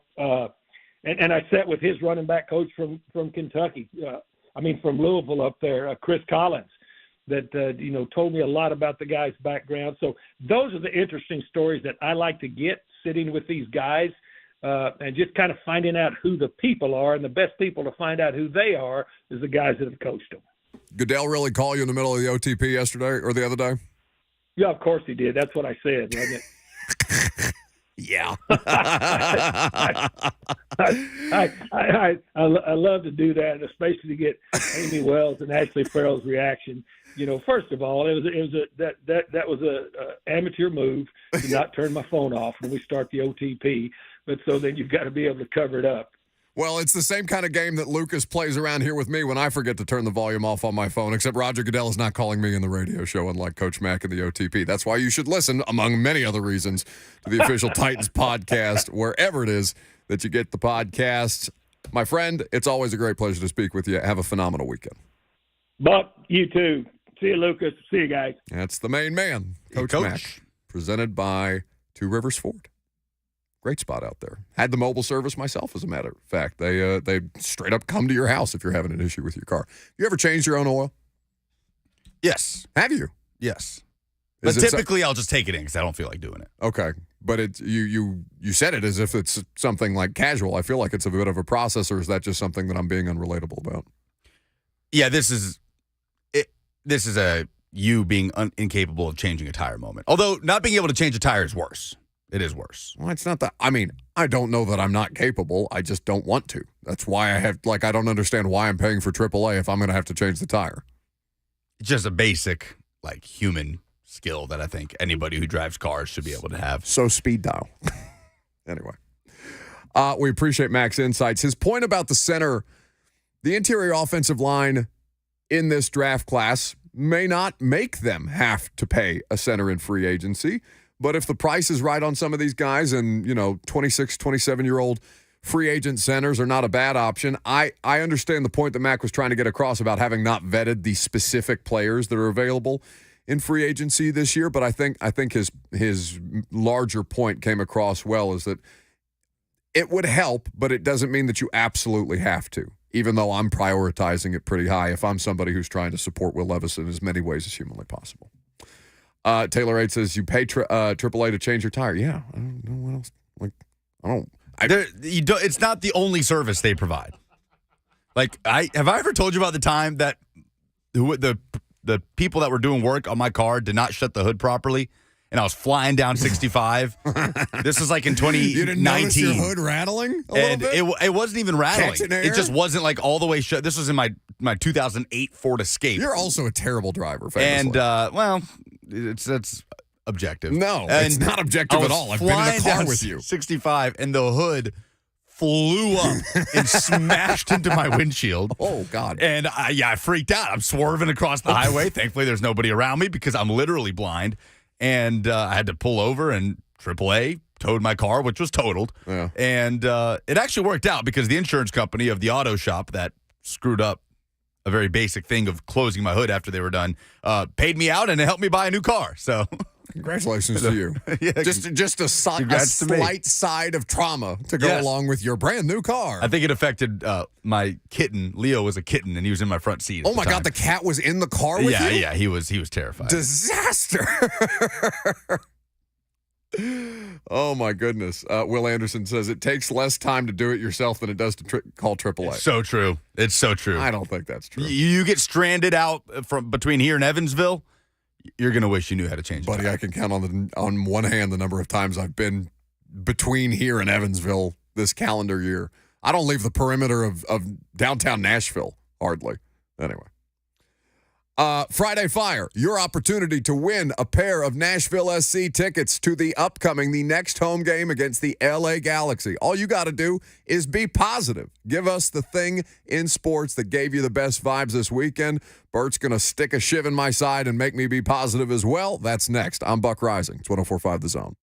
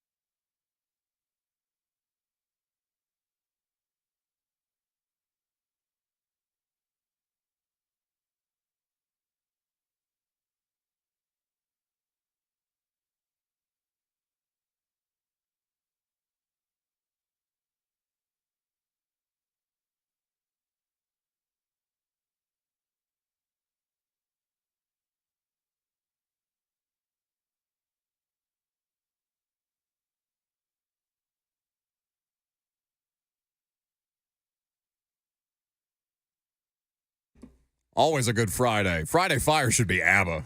I'm always down for some ABBA. What happened to ABBA? ABBA Mondays after terrible Titans road games? We were trying to do that to keep morale up after the 7 straight losing streak. They went away. I have no answer. Bring back ABBA Mondays. Like that one time you said you were going to play Elvis all day and then came back with Kendrick Lamar, like literally the next break. No, it wasn't Elvis. Oh, who was it? I thought it was Elvis. I'm no, pretty sure this it was very Elvis. recent. Yeah, I know. This was very recent. It was when Toby Keith passed away. Okay. And we did play Toby the rest of that show. Come back in with money trees on the day after Toby Keith dies. Terrible. Rest in peace. Yeah. All right, Friday Fire. Let's go. Buck Rising is one of the least positive people on the planet. So to combat that, we've installed a new segment where he's forced to be positive. This is Friday Fire. Because it's Friday, you ain't got no job, and you ain't got shit to do. It is Friday Fire. Lucas, what can people win if they give us the best Friday Fire this week? 615-737-1045 is how you jump in on the winning. Best submission gets a 4-pack. Take the whole family to Nashville SC's game Sunday afternoon against LA Galaxy. LA Galaxy's had a great start to the season. Really exciting team to watch. Some great young talents on that team. Nashville at home on a gorgeous Sunday afternoon at Geodis Park. I think it's going to be beautiful. Again, 2 p.m. the kickoff, and 615-737-1045 to bring friends, bring your family, and go watch a soccer game on Sunday afternoon. That's my bad. I misspoke. I said 2 tickets. It's a family 4-pack, kids. Get in there. How about that? My Friday Fire is Philip Forsberg. He is absolutely electric. Even though I went and saw a Preds loss in overtime the other day, Forsberg scored in that one too. Last night, a hat trick en route to a 4-2 win over the Buffalo Sabres. The 9th career hat trick of Philip Forsberg's career. He is absolutely electric. We are lucky to have him here in Nashville. And I would argue, now I'm not going to claim to have any great knowledge or any great depth of history of hockey trades here, okay? But Philip Forsberg, a Martin Erat trade turning into Philip Forsberg has to be one of the biggest steals in NHL trade history. I'm convinced. He's such a quality player. He continues to exceed any expectation that you could have had for him when he got here. I continue to be impressed with Philip Forsberg, and the Preds continue to benefit from his presence. It's my Friday Fire. We'll wait for Lucas to give his while he's fielding your phone calls for the opportunity to win a family 4-pack to Nashville SC's next game against the LA Galaxy. Go ahead, bud. Speaking of Nashville SC, my Friday Fire is Nashville SC star Hani Mukhtar, who is not going anywhere. We saw this reported earlier in the week by Fabrizio Romano. It was made official before the game. GM Mike Jacobs and Hani addressed the fans at Geodis Park last night that Hani has signed an extension through 2026 with an option for 2027, and the MVP will stay in Music City. This was Hani after the game chatting with us at Geodis Park. Yeah, my thought was always to stay here for longer, and I think that's what I wanted. I wanted to stay here. I wanted to sign a new deal, and I'm super happy that we could figure it out, and good things are coming. So to put into context the impact Hani has had as he gets set to turn 29 in a couple weeks, approximately half of the goals that Nashville Soccer Club has scored since coming into MLS in 2020 have been either scored or assisted by Hani Mukhtar. Hani Mukhtar is the second player in MLS history to have 10 or more goals and 5 or more assists in 3 straight seasons. Hani is the 8th player in MLS history to score 15 or more goals in 3 consecutive seasons. He just keeps joining these lists of elite players that have played in Major League Soccer and spearheading this Nashville attack. Mike Jacobs talked about wanting to get that done so they can build around him and find better ways to supplement him. And he's been hurt most of the start of the season, got hurt in the first game against Mocha, was not available until last night where he played and then was subbed off in the second half. So will be fun to see a full-strength Nashville attack with Sam Surridge finally back in the lineup, Tyler Boyd on the field, who's been great, and Jacob Schaffelberg, who's in great form, and 100% Hani Mukhtar. But that is my Friday Fire, that Hani is not going anywhere. There were some bids last year. Qatar tried to swoop in for Hani last year. I did see that. And he's sticking around. Doesn't want the dirty, dirty blood oil money. Love that for him.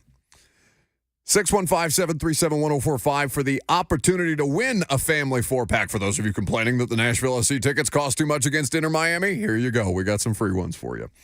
Ryan will lead us off on line 1. Go ahead, bud. Lucas, is it not Ryan on line 1? Ryan. Okay. Are you sure it was Ryan on line 1? I don't know who's on line 2 because he hasn't told me yet. Bert, do you have a Friday Fire since we're sitting back there looking at each other? All right, Jason is on line 2. Oh, you already ready for me already? Yeah, I'm ready. Dang, I wasn't ready yet. Well, you better get ready. All right. I guess my Friday Fire would have to be, I know we've talked about it. It happened, a couple of days ago. But my Friday Fire is the Tennessee Vols winning the SEC regular season championship, man. That's my Friday Fire. Go Vols. Okay. That makes up for your terrible phone line. Thank you, Jason. Matt is on line 4 up next. Hey, Matt. I hit the wrong button, Lucas. Can you hit the right button? You are killing me. Okay, Matt, go ahead. Nope. Still the wrong button. Let's go to Sim. All right, go ahead. I was trying to call to win the tickets. I didn't know.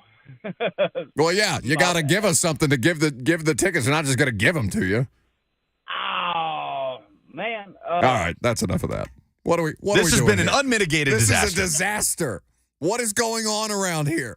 Let's try Matt one more time. No, I don't What are the chances Matt has a Friday Fire? Matt, go ahead. For God's sake, save us here, please. I was just going to say it was just great watching Tennessee, stay on top of that battling back South Carolina team. That's a good one. Thank you, Matt. I appreciate it. Same as Jason. Thank you. So what do you want to do here?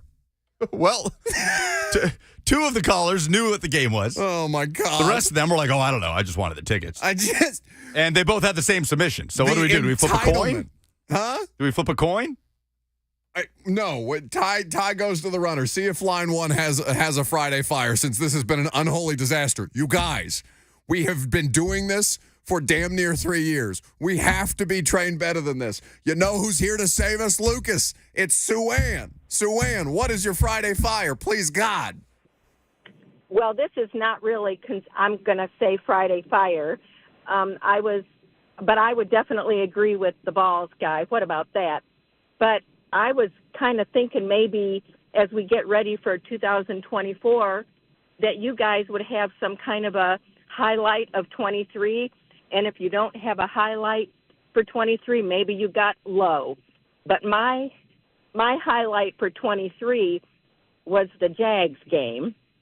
And more than the Jags game, it was meeting our beloved, you-know-who, Buck Rising. So that was so much fun. And so that's not Friday Fire. Nope. Okay. Congratulations, Sue-Ann. You're going to the soccer just game. give Sue-Ann the damn soccer tickets and let me move on with my life. We'll be on the air at 1:30 on the radio if you can't make it on Sunday. I just feel like that segment just made me want to punch myself in the face, which probably delights the vast majority of you. I'll do that. Self-harm in the final hour. Next.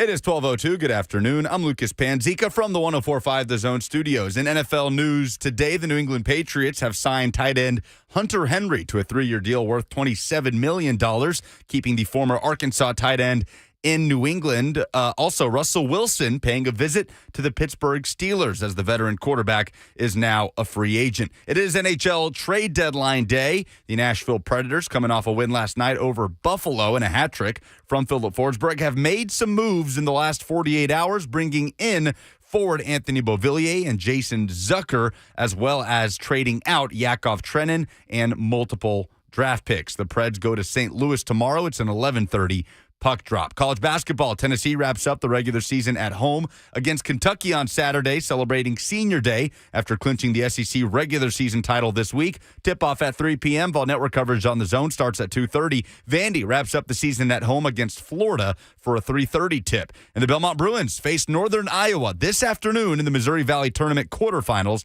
a 2:30 kickoff. Nashville Soccer Club, after a draw in the first leg of the CONCACAF Champions Cup round of 16 against Miami yesterday, is back in MLS regular season play Sunday afternoon. 2 p.m. is the kickoff against LA Galaxy. Pre-game coverage on the Zone starts at 1:30. For all your foundation repair and waterproofing needs, visit USSTN.com. Breaking news at once on your home for the Titans and Vols. This is 104.5 The Zone.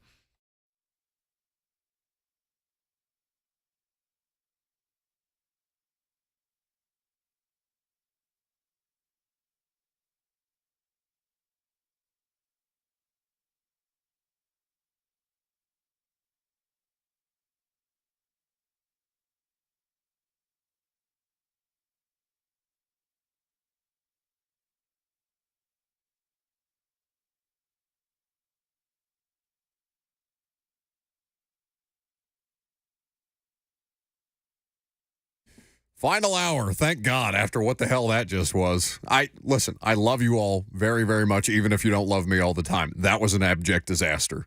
Lucas, we've never been so naturally bad at what just happened here, and we are just as much to blame. All of the things that could have just happened and gone wrong in real time happened and went wrong in real time. Yet, the irony of it is, it's a good end result because Sue-Ann gets to go to her first ever Nashville SC game at Geodis Park and take 3 family members and or friends. And I'm very happy about that and look forward to seeing how much she enjoys it. It stays with the theme of we're at our best when we are wildly incompetent. It is the theme of the show. So we're happy that we can at least make you happy with that from time to time. 615-737-1045. You can join the conversation in the final hour if you so choose. Facebook, YouTube, Twitter, and Twitch. That's where you live stream the show. If you want to watch how bad we are at this, outside of just hearing how bad we are at this. Always great fun. There was a poll that went out recently of the top coaches in college football. And Lucas came across this, found Josh Heupel's ranking in it, and rather than spread it out across all of college football, I think it's more entertaining. Are you still having people call in for the tickets without having to do anything? Is that what just happened to you back there? You were shaking your head in disgust after answering the phone. Don't worry about it. Okay, very good. Tell me about this coaches list. So Stuart Mandel of The Athletic put together a list ranking head coaches in all of college football. And it got me thinking because obviously with Nick Saban retiring, I guess Kirby Smart kind of slides over now into that top spot as the quote-unquote face of college football, although I don't think Kirby is as pronounced in that regard as Nick Saban. Face of college football. Now, this is a different discussion, and I don't want to bog it down, but I don't think it's worth kind of sinking into for a little bit. Who is the face of college football right now? Is it a player? No, it's hard for it not to be Kirby for me right now. I mean, 2 national championships in the last 3 years, and again, the question comes back to, now what's the speed bump going to be for Georgia? Is it Texas, who's going to be new to the SEC in 2024? Now what's going to be the thing to prevent Georgia from just taking over and being in, obviously the playoff is going to expand moving forward, but being in that national championship discussion and in the national championship game, because as we've talked about, that thing has been Alabama in the last 6-7 years of the Kirby Smart era. So Stuart Mandel put Kirby at the top of this list, which is completely fair. Kirby is the best head coach in college football, especially since Saban retired. Buck, who do you think he put at number 2? Dabo? No. No, you won't get this, actually. A hint, he recently signed an extension. Oh, recently signed an extension. Sark? Lance Leipold. The Kansas coach? Of Kansas. He puts at number 2 bleep off. in his rankings. Stuart Mandel writes, Kansas was the nation's worst Power 5 program for more than a decade. Then Leipold arrived. He got the Jayhawks to a bowl by year 2 and to 9 wins and a top 25 finish by year 3. It is one of the sport's all-time great rebuilding jobs by a man who previously led Buffalo to the only 10-win season in school history. No, now come on. And he won 6 Division III national titles before that. Sick. He's not the second best coach in college football. I mean, but that's what we're talking about here, because then you get down to number 3 on his list. No, but you can't snort when I say Dabo and then give me Lance Leipold seriously. I hear you. I mean, but that's how nebulous this is getting. Number 3 on his list is Kalen DeBoer. Oh, for God's sake. Number 4 is Mike Norvell. Number 5 is Kyle Whittingham of Utah. Number 6, Brian Kelly of LSU. Number 7, Ryan Day. Number 8, Dabo. Number 9, Mike Gundy. Number 10, Jamie Chadwell. You got to get down to 13 before Sark pops up at Texas. Where do you think Josh Heupel ranks in his top 25 coaches in all of college football? Is he not in it? 24. Just made the cut. And Stuart Mandel writes, the Vols slipped back a bit from their breakout 11-2 campaign in Heupel's second season, but still finished 9-4 in a top 20 ranking. Heupel has produced 4 top 25 teams in 6 seasons as a head coach. For some perspective, he is a modest 14-10 in SEC play during his time in Knoxville. All right, so I've got the list in front of me now. I want to know the criteria. This year's coach rankings exercise presented a challenge unlike any before it. He writes, this is Stuart Mandel of The Athletic. Between Saban's retirement, Harbaugh's NFL exit, Dabo and Lincoln Riley's backslides, which I'll accept, and Ryan Day's Michigan problem, although does Ryan Day have a Michigan problem for the foreseeable future? We'll see. Not in the immediate future, anyway. We'll see. Okay. I'm left with an obvious number 1 in Kirby, followed by a gaping void. And as always, it's not a gaping void, though. That's like... Yes, it is. Yes, it is, Buck. After Kirby, it's a gaping void. Who can you even put in the same stratosphere as Kirby Smart right now? How are we ranking these people if Dabo is this far down? I know it's a different world in college football than when Dabo was winning championships regularly. I'm going to acknowledge that. But you can't give me the Kansas coach as the second best coach in all of this just because what he did is very impressive. It is very impressive. But in no way, shape, or form does that make him better than a multi-time national championship winning coach in somebody like Dabo. Stewart says, finally, before he lists out the rankings, he says, I can't emphasize this enough. These are not career achievement rankings. Fine. These are my top 25 coaches right now. Okay. A coach's career resume is important, but recent performance carries more weight in my evaluation, and I agree with that. It should. And Dabo should be knocked down for the way that he's mangled name, image, and likeness and all the messaging around it and what ripple effects it's going to continue to have on his program, as now there's just no rules for this anymore. Yeah. And Dabo is one of the biggest. Dabo and Clemson are one of the biggest, oh my God, what's going to happen to them now that there are no rules and everybody can just get as greedy as they want to? If I'm a Florida fan and you ask me right now, and you said, hey, let's say Billy Napier, there's just no progress there, right? The 5-star freshman quarterback, just lagway, you don't see much there. They go 5-7, 6-6. Napier's fired. Who would you rather have coaching your program, Dabo or Lance Leipold? Lance Leipold. Every time. I'm going Lance Leipold. So I'm looking. So Bruce Feldman, whose opinion I very much respect, and it's not like it's not like I don't respect Stuart Mandel's opinion. I'm just using Bruce's to gauge. Yeah, he did his own rankings. To gauge my outrage, basically, by this list. And listen, I'm obviously not the end-all, be-all for college football coaches, but still. So he's got Kirby 1, Bruce does. Kirby 1, Dabo 2, Lance Leipold 3. So he's got Heupel 17. I mean, this is a me thing. It's clearly a me problem for the Leipold hype. But my question is then, where does Heupel currently rank among SEC head coaches, considering Venables and Sarkisian are now in the equation? With, again, a gaping void after Kirby. There is Kirby, and then I don't even know if the second tier is occupied after Kirby. There's a blank second tier, and then the third tier. So I'm looking at, just based off this list, there are, 6 SEC coaches? Which ahead list? of Bruce or Stewart? I'm looking at Stewart's. No, there are 7 SEC coaches ahead of Josh Heupel in Stewart's list, including Mark Stoops of Kentucky. And again, the degree of difficulty with what Mark Stoops is doing and continues to maintain at Kentucky, one would argue is more difficult than what is happening at Tennessee, though Tennessee has been down bad forever. So it's not like it's just it has the head-to-head dominance over Kentucky. Sure. So I'm Bruce struggling has with this. 5 SEC coaches ahead of Heupel, and that includes Steve Sarkisian. Sark belongs ahead of Heupel. I'm good with that. Yeah. I'm good with that right now. But I don't know. I'm the out of touch one here when it comes to college football rankings, not Bruce Feldman and Stuart Mandel. So let me not position my reaction to this as, they're completely wrong. No, they have far more insight. Well, it speaks to what's there for the taking behind Kirby. Sure. Right? Because Kirby has a stranglehold on that top spot. So you're talking about how many coaches that have an opportunity to kind of grapple up to that level. Sarkisian, DeBoer, Mike Norvell. No, Heupel should be in the. We should be talking about Heupel this way. Sure. And so much of that obviously is going to depend on the Nico Iamaleava experience. But Josh Heupel, absolutely. So that's what's fascinating moving into this post-Nick Saban era of college football. And Lance Leipold, wherever he lands at his next Power 5 job, which will be fascinating to see what that is. 615-737-1045 is the number. We can talk more about this. You can react if you want to.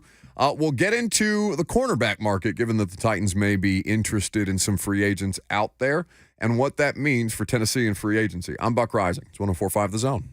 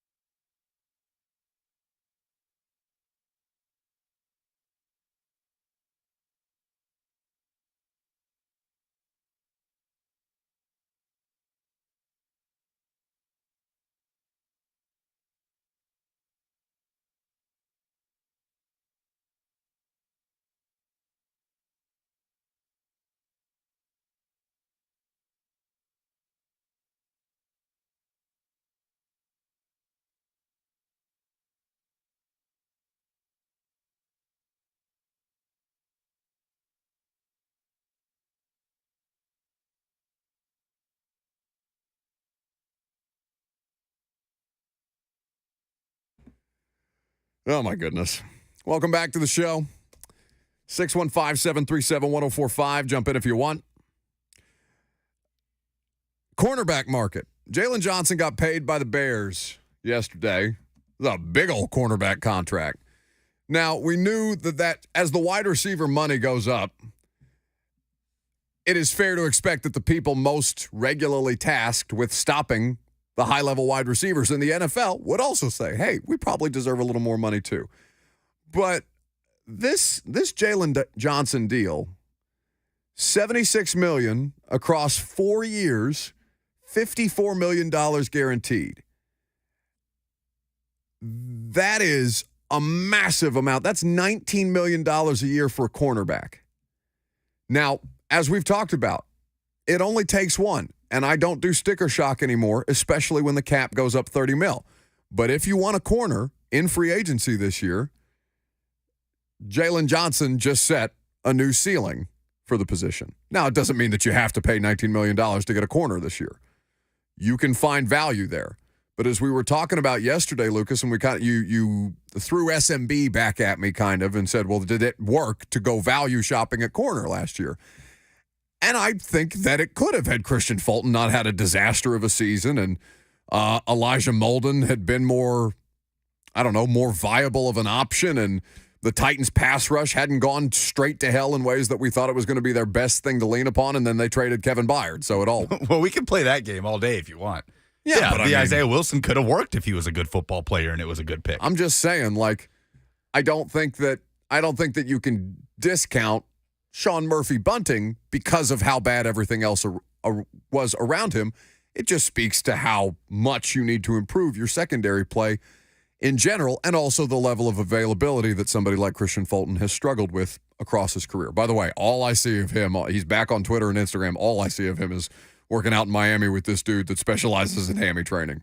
He's not trying to, he just saw that Jalen Johnson deal and said, no, I'm not missing out on this kind of payday. Didn't he do that all last offseason too? Yeah, he did.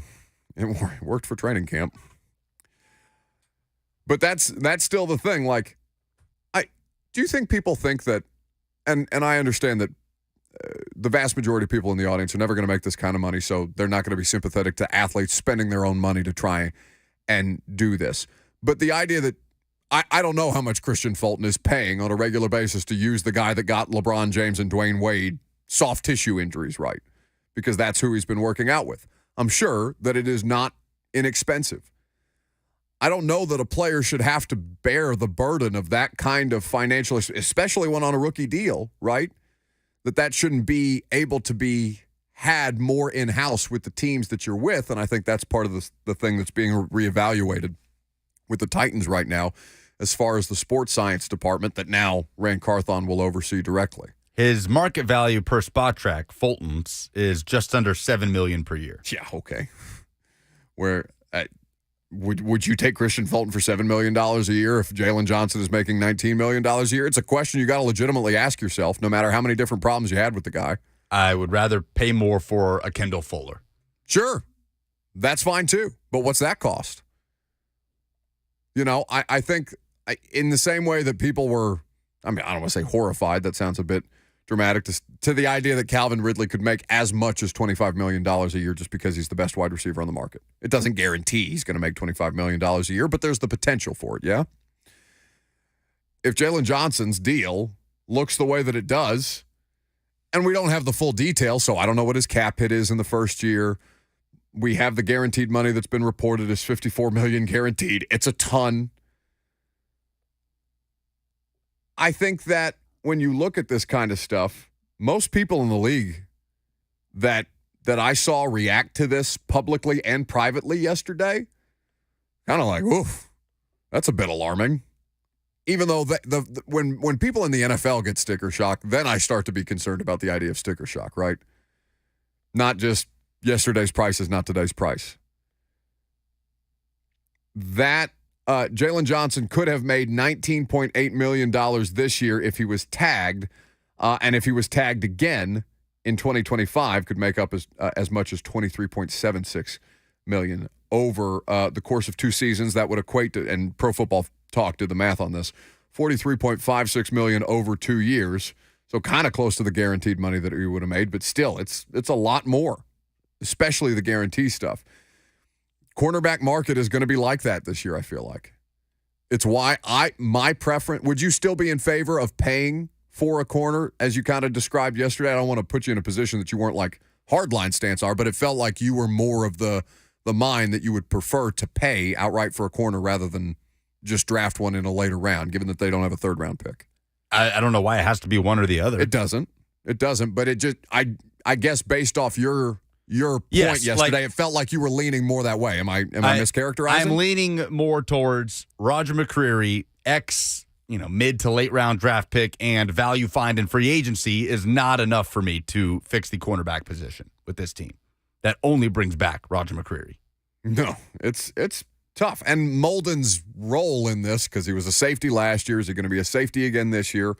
I don't know the answer to that question. It's a Denard Wilson question, and we did not get that far with him in his introductory press conference. My preference would be not to spend that kind of money. And obviously we're not talking about the Titans paying for a $19 million a corner. But my preference would be to go more value added in free agency with corner, spend more on the offense, spend more top dollar on the offense, and try to address corner and defense, frankly, as organically as humanly possible. Because your biggest contracts right now, they're on defense. It's Hooker, it's Jeff, it's Landry. Who else am I missing?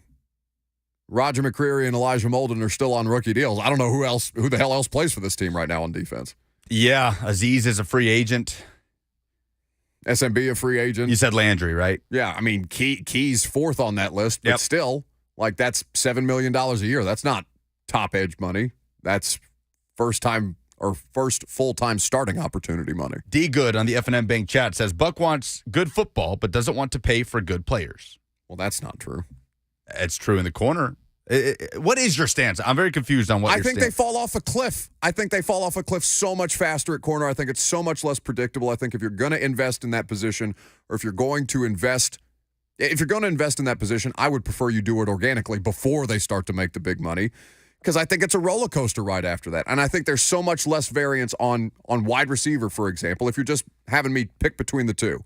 I'm going to pick the wide receiver almost every time, and I know they're situationally specific, but I think that corner contracts have the ability to bite you in the ass so much more than some of these wide receiver contracts do. Do you think that's an unfair characterization? Not necessarily, but I just think at some point you have to take a swing on one. Like, you just have to. I mean, Kendall Fuller's 29 years old.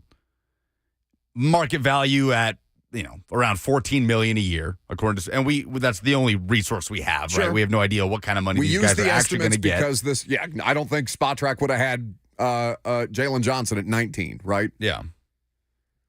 So no, I'm more than willing to pay good players. Had I'm a good season last year. Corner is a premium position, absolutely. You have to pay for premium positions. Yes, I get they can be unpredictable, and I get that they can fall off. That's my only contention. I'm not saying don't pay a corner. I'm just saying my preference would to not be to pay at the top of the corner market, because then what are you going to do when the corner gives up a 40-yard completion or something like that? You're going to bury the corner, and it's just hard. He's playing against the best athletes on the field more often than not at the cornerback position, right? You're up against wide receivers. You're playing essentially against the officials if you're a corner. And I'm not saying that that's not going to happen to a rookie who's on a cost-effective deal, but he's going to get a hell of a lot less heat than the $19 million guy. Last year, you were able to bring in a Sean Murphy Bunting, and they didn't draft any defense last year, so they didn't draft a corner. Because you had a Christian Fulton who was trying to get right in the contract year and show that he can stay healthy. There was no indication that Christian Fulton was going to be a nightmare. My point is, you have, other than McCreary, you have nothing right now at the cornerback spot. No, Lucas, it's like wide receiver. They're going to do both. They have to do both. They have no choice but to do both. And they can't solve all of these with viable long-term solutions in just one draft class. It's the thing that we've been preaching all year long. It's not just a one-year fix, guys, even though you can do a ton this year. And in fact, the cap casualties, the strengths and depth of the draft, largely these things play in a team like the Titans' favor, as we've been over and over again.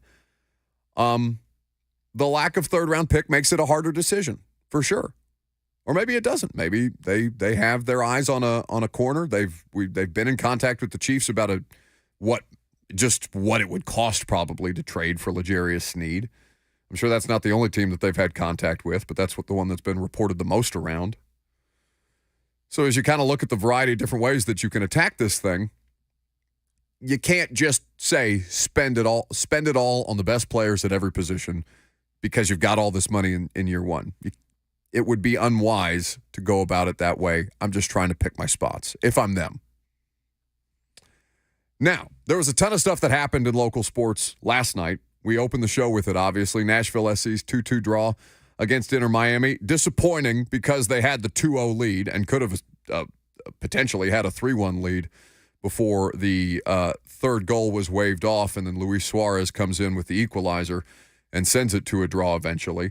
Preds, huge 4-2 win. I mean, the Sabres are a bad team, so maybe it's not a huge win, but it's still 9 wins in 10 games and 10 straight games with points for a team that is trying to do better than the second wild card spot right now. So with that, let's get into the implications for both of those teams on this, but we'll take your phone calls first, 615-737-1045. That's the number. Dylan is in Antioch up next. Yeah, hey, guys. That was kind of what I wanted to talk about. I was at the game last night. I got to see Messi in person. And, oh, my God, the Friday Fire disaster was hilarious, by the way. I wanted to mention Thank you for laughing at our pain. I appreciate it. It was so good. But, yeah, so Messi's been here. Jordan's been here with the minor league baseball team. And Gretzky played one game in Bridgestone, I believe. And I'm sure Brady has played at Nissan Stadium. I'm not quite 100% sure about that. But out of all those guys, like, who is well, there's probably other people, too. Let me slide one in here. Have you ever heard of Ted Rhodes Golf Course in North Nashville? Yeah. I think it's walking distance from my place. Oh, it's great. Yeah, Ted Rhodes was the first African-American PGA professional. He was a caddy at Belmead Country Club in the 30s, and he played in the U.S. Open at Riviera in L.A. in 1948, and is an inspiration to people like Tiger Woods. So I think that's a good one to throw in there that people might not know about. Ted Rhodes, first African-American professional golfer. But if you'll keep me on the line, my radio is being kind of weird, so I can take your comments off air. Sure will. Thank you for the call. Hit the right button that time. So I guess is the question there the most high? Who's the best athlete to ever play in Nashville at their respective sport? I mean, it's probably Messi. Yeah. Yeah, in terms of, we've talked about it, in terms of global impact, it's not necessarily There's not close. a bigger sports star. He's an international sports star, and all the other guys that you've named are. And, not to take anything away from Tom Brady or Ted Rhodes or who else did he mention? Gretzky and Jordan. Yeah, but Jordan is a minor league baseball player, not Jordan is a basketball player. Yeah, true. So, yeah, I think it's layup Messi. Yes. Messi is the highest impact athlete to ever come play in Nashville in terms of people who know who he is, people who have watched him, and I don't know about the impact he has had on his sport. But I would still. Well, there's so many. Yeah, I mean, international soccer players. Because with Messi, it was Messi winning the World Cup is what sort of, for some people, it was already solidified, but for a lot of people, solidified the greatest to ever do it because he was in the shadow of Diego Maradona, who did win a World Cup in the mid '80s with Argentina, of Pelé, who won 3 World Cups for Brazil. So. There had been those superstars prior to Messi, and obviously there had been that in basketball too, but Jordan sort of almost reset what it is to be the greatest of all time. And now here's LeBron in the conversation. Gretzky reset what it is to be the greatest hockey player of all time.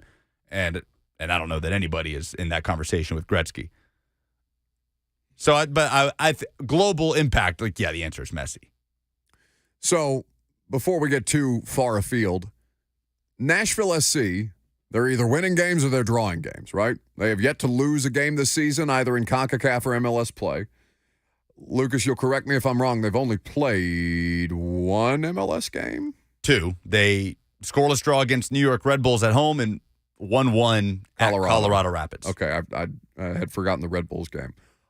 What is the outlook? I know the season is just brand new and we're still in CONCACAF play right now, so we haven't gotten anywhere close to the meat of the MLS season.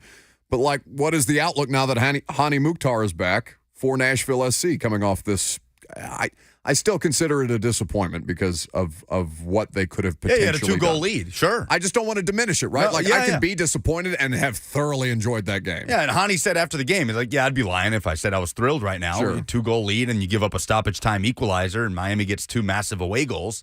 So it's tough because Hani and Sam go down immediately in the first game against Mocha, and you're already having to rotate and have midweek matches and weekend MLS games, and that's tough enough. And then you throw in your 2 best attacking players being out and Walker Zimmerman not being 100% to start the season. He left after an injury in the second half yesterday.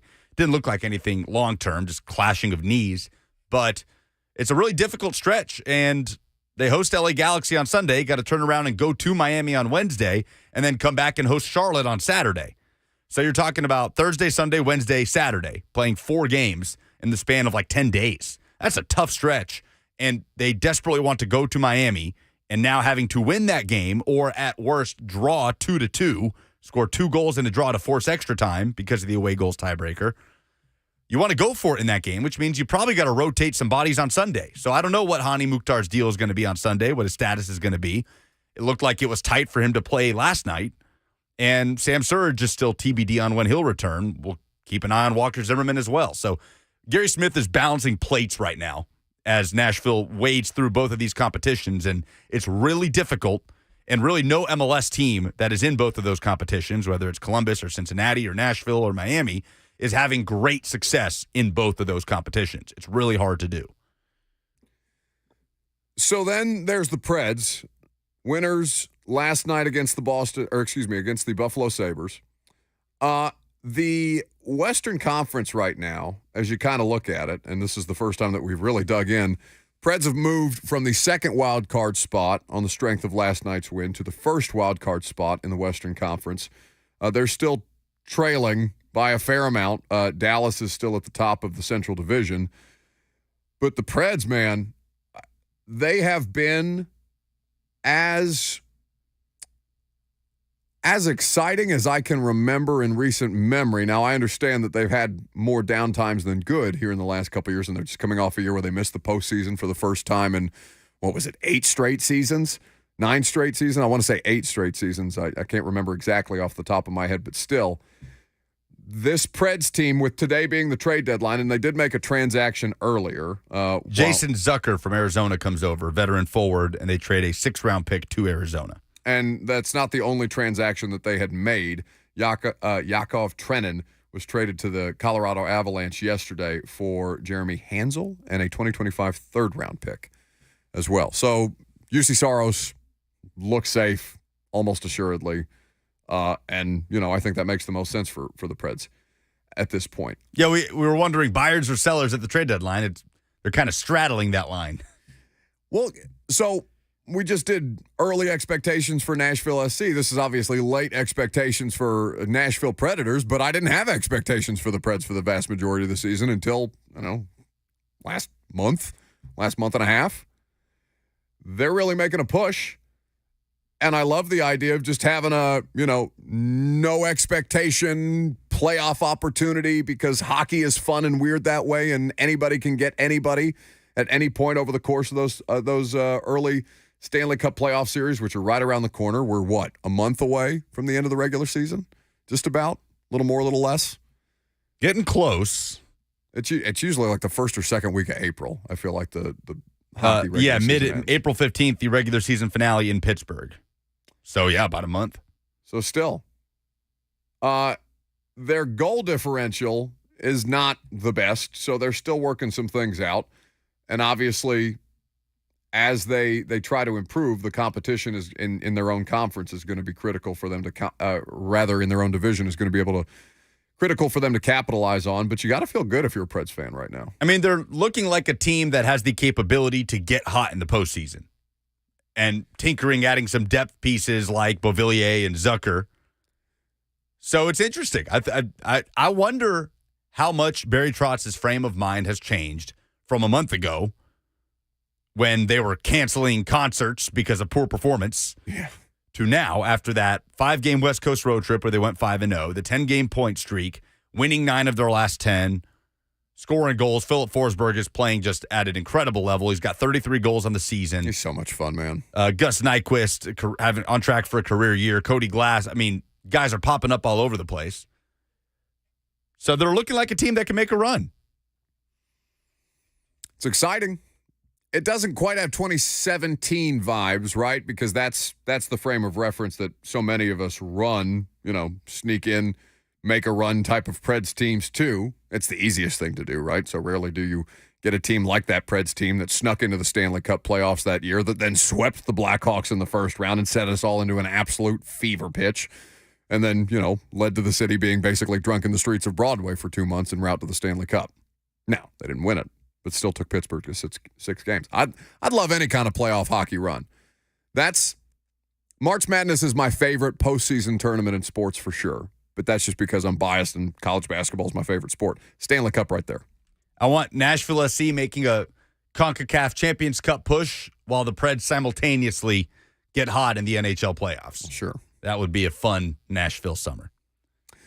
All right, last call for phone calls this week, 615-737-1045. That's the number. We'll get that. We'll update the polls. We'll get you to Blaine and Mickey coming up next.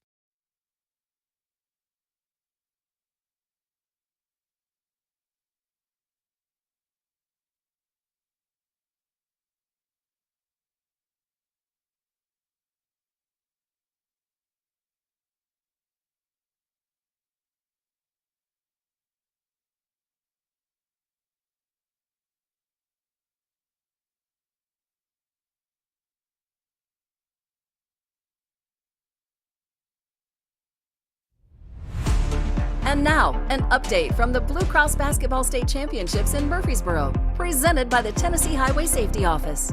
The state championship game in the 4A girls bracket has been set in stone. Good afternoon. I'm Lucas Panzica as Coffee County falls to Bradley Central 55-35. Bradley Central will face Bartlett in the 4A girls state championship Saturday afternoon at 1 p.m. In the 1A girls bracket, semifinal action about to start in Murfreesboro. Greenfield and Moore County tipping off here in about 3 minutes. The winner will face either Pickett County or Wayne County, which starts at 2:15, and they will play at 3:30 p.m. in the state championship game on Saturday. Designated drivers are the real MVP. If you've been drinking, pass your keys to a sober friend. Fans, don't let fans drive drunk. Brought to you by the Tennessee Highway Safety Office, a division of the Tennessee Department of Safety and Homeland Security.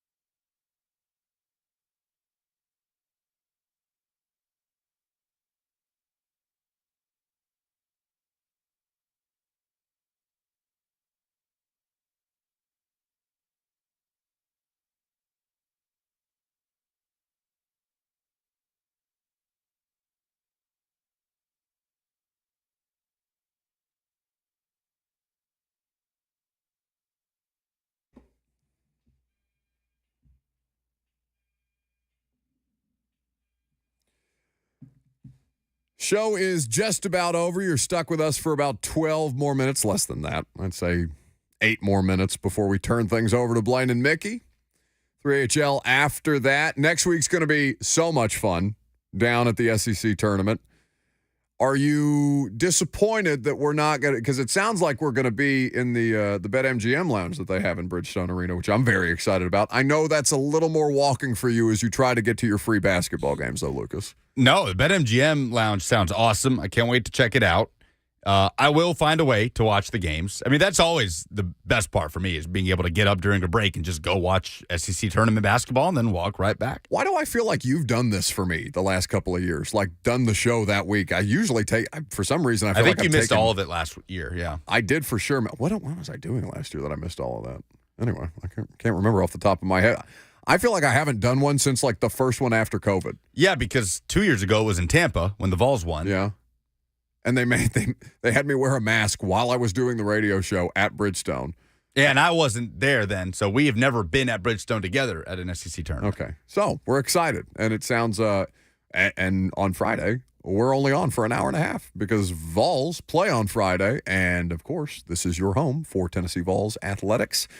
And Vol Network coverage is going to begin at 11:30, so you'll hang out with us for an hour and a half, and then we'll be down. I mean, Are you going to sit in the stand? You're going to sit on like press row for the Vols game? Oh, I'll probably sit in the stands.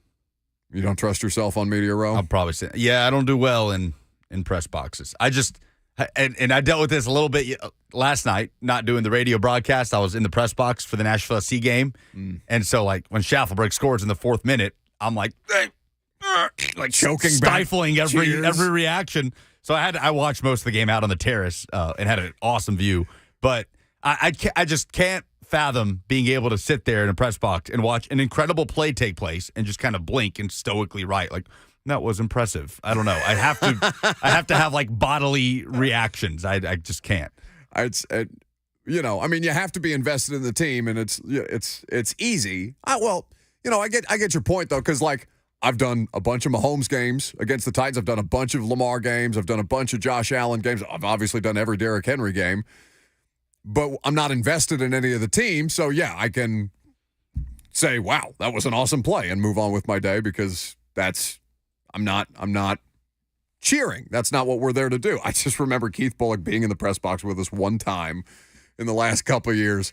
I think it was a big Derrick Henry game. I can't remember specifically. This was pre-COVID. It was a couple of years ago.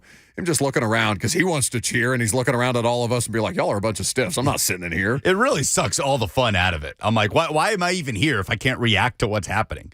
Because you're there to do a job. You're not there to cheer. No cheering in the press box. Yeah, I know. No, I know. Which is why I try to like stifle it, and then I had to go outside. I will say the most hype I've ever been in a press box because of something the Titans did. Jeff Simmons. Whether you think Josh Allen slipped because this has been Zapruder filmed to get to death, or Jeff stopped him, or both, that was an incredible moment. That was pretty, I won't say shocking to see, but definitely got a decent reaction out of people. And then Derrick's game against the Jags with the what do you have, 4 touchdowns and over 200 plus yards, at the single game record, all that. And I remember that. Mostly, not even because Derrick went crazy, but because the person sitting in front of me in the press box, you want to talk about low energy, literally passed out of sleep. Yeah, you've told me. Passed out of sleep. Burt Bertelkamp will be going crazy on the airwaves tomorrow, 3 p.m. tip-off, Tennessee and Kentucky here on the Zone. Quick shout-out to Belmont because they're tipping off in less than 2 hours against UNI in the quarterfinals of the Missouri Valley Conference Tournament. They are the only school in the country with 9 consecutive 20-win seasons in both men's and women's hoops, the Belmont Bruins. Awesome. Congratulations to them. Quick polls. I don't know who you are, but I know what it's time for. A poll update on the Buck Rising Show. Here's a young man with a very particular set of skills. With the final numbers, here's Buck Rising Show correspondent and producer, Lucas Panzica. Presented by Two Rivers Ford, the South's most trusted Ford dealer. What do you want the Titans to do at kicker? 83% say bring back Nick Folk. 10% say address it in free agency. 7% say draft one. The answer is both. Where would you rank Josh Heupel among SEC head coaches. George says Kirby and Brian Kelly are the only two I will put ahead of him with confidence. Sark being an SEC coach is probably going to throw a couple of people off in this because Sark does belong. Maybe people are not including that yet. I don't think they are. Look, I get Heupel's dominant head-to-head against Stoops, but it's not necessarily about that. It's about the job they've done at their respective program relative to expectations, and Stoops has just shattered those. Yeah, sure. At Kentucky, so I don't There get... are expectations now for Kentucky football in ways that under Joker Phillips there was very much not. Right, and I don't get upset and worked up when people rank Stoops ahead of Heupel in the job that he's done. Now, as programs, yes, Tennessee is ahead of Kentucky, but that's a different conversation. What is the most positive story that you have seen in sports this week? Karen says hat tricks by Cody Glass and Philip Forsberg within the last week for the Preds. Yes, that is incredible. The Preds have been on absolute fire. And even in the overtime loss when Lucas and I attended on Tuesday, they were putting on a show. It's good to see that kind of energy back in the building again because it feels like it's been lagging for the past couple of years. Did Dalton Knecht have the best individual regular season in Tennessee basketball history? 80% say yes. He's playing his final game in TBA tomorrow, and those are the polls. Yeah. That's the show. Thanks for hanging out with us this week. We really appreciate it. You guys always make it fun. We will be back with you on Monday. Free agency will be in full swing, even though it's technically legal tampering, so I guess it's not in full swing until Wednesday, but you get my point. We're going to have a lot of information for you. It's going to be moving fast and furiously, and all in the middle of the SEC tournament. Great week. Looking forward to it. Can't wait to hang out with you guys at Bridgestone. Have a great rest of your evening and a great rest of your weekend. I'll talk to you Sunday night on the Primetime Show.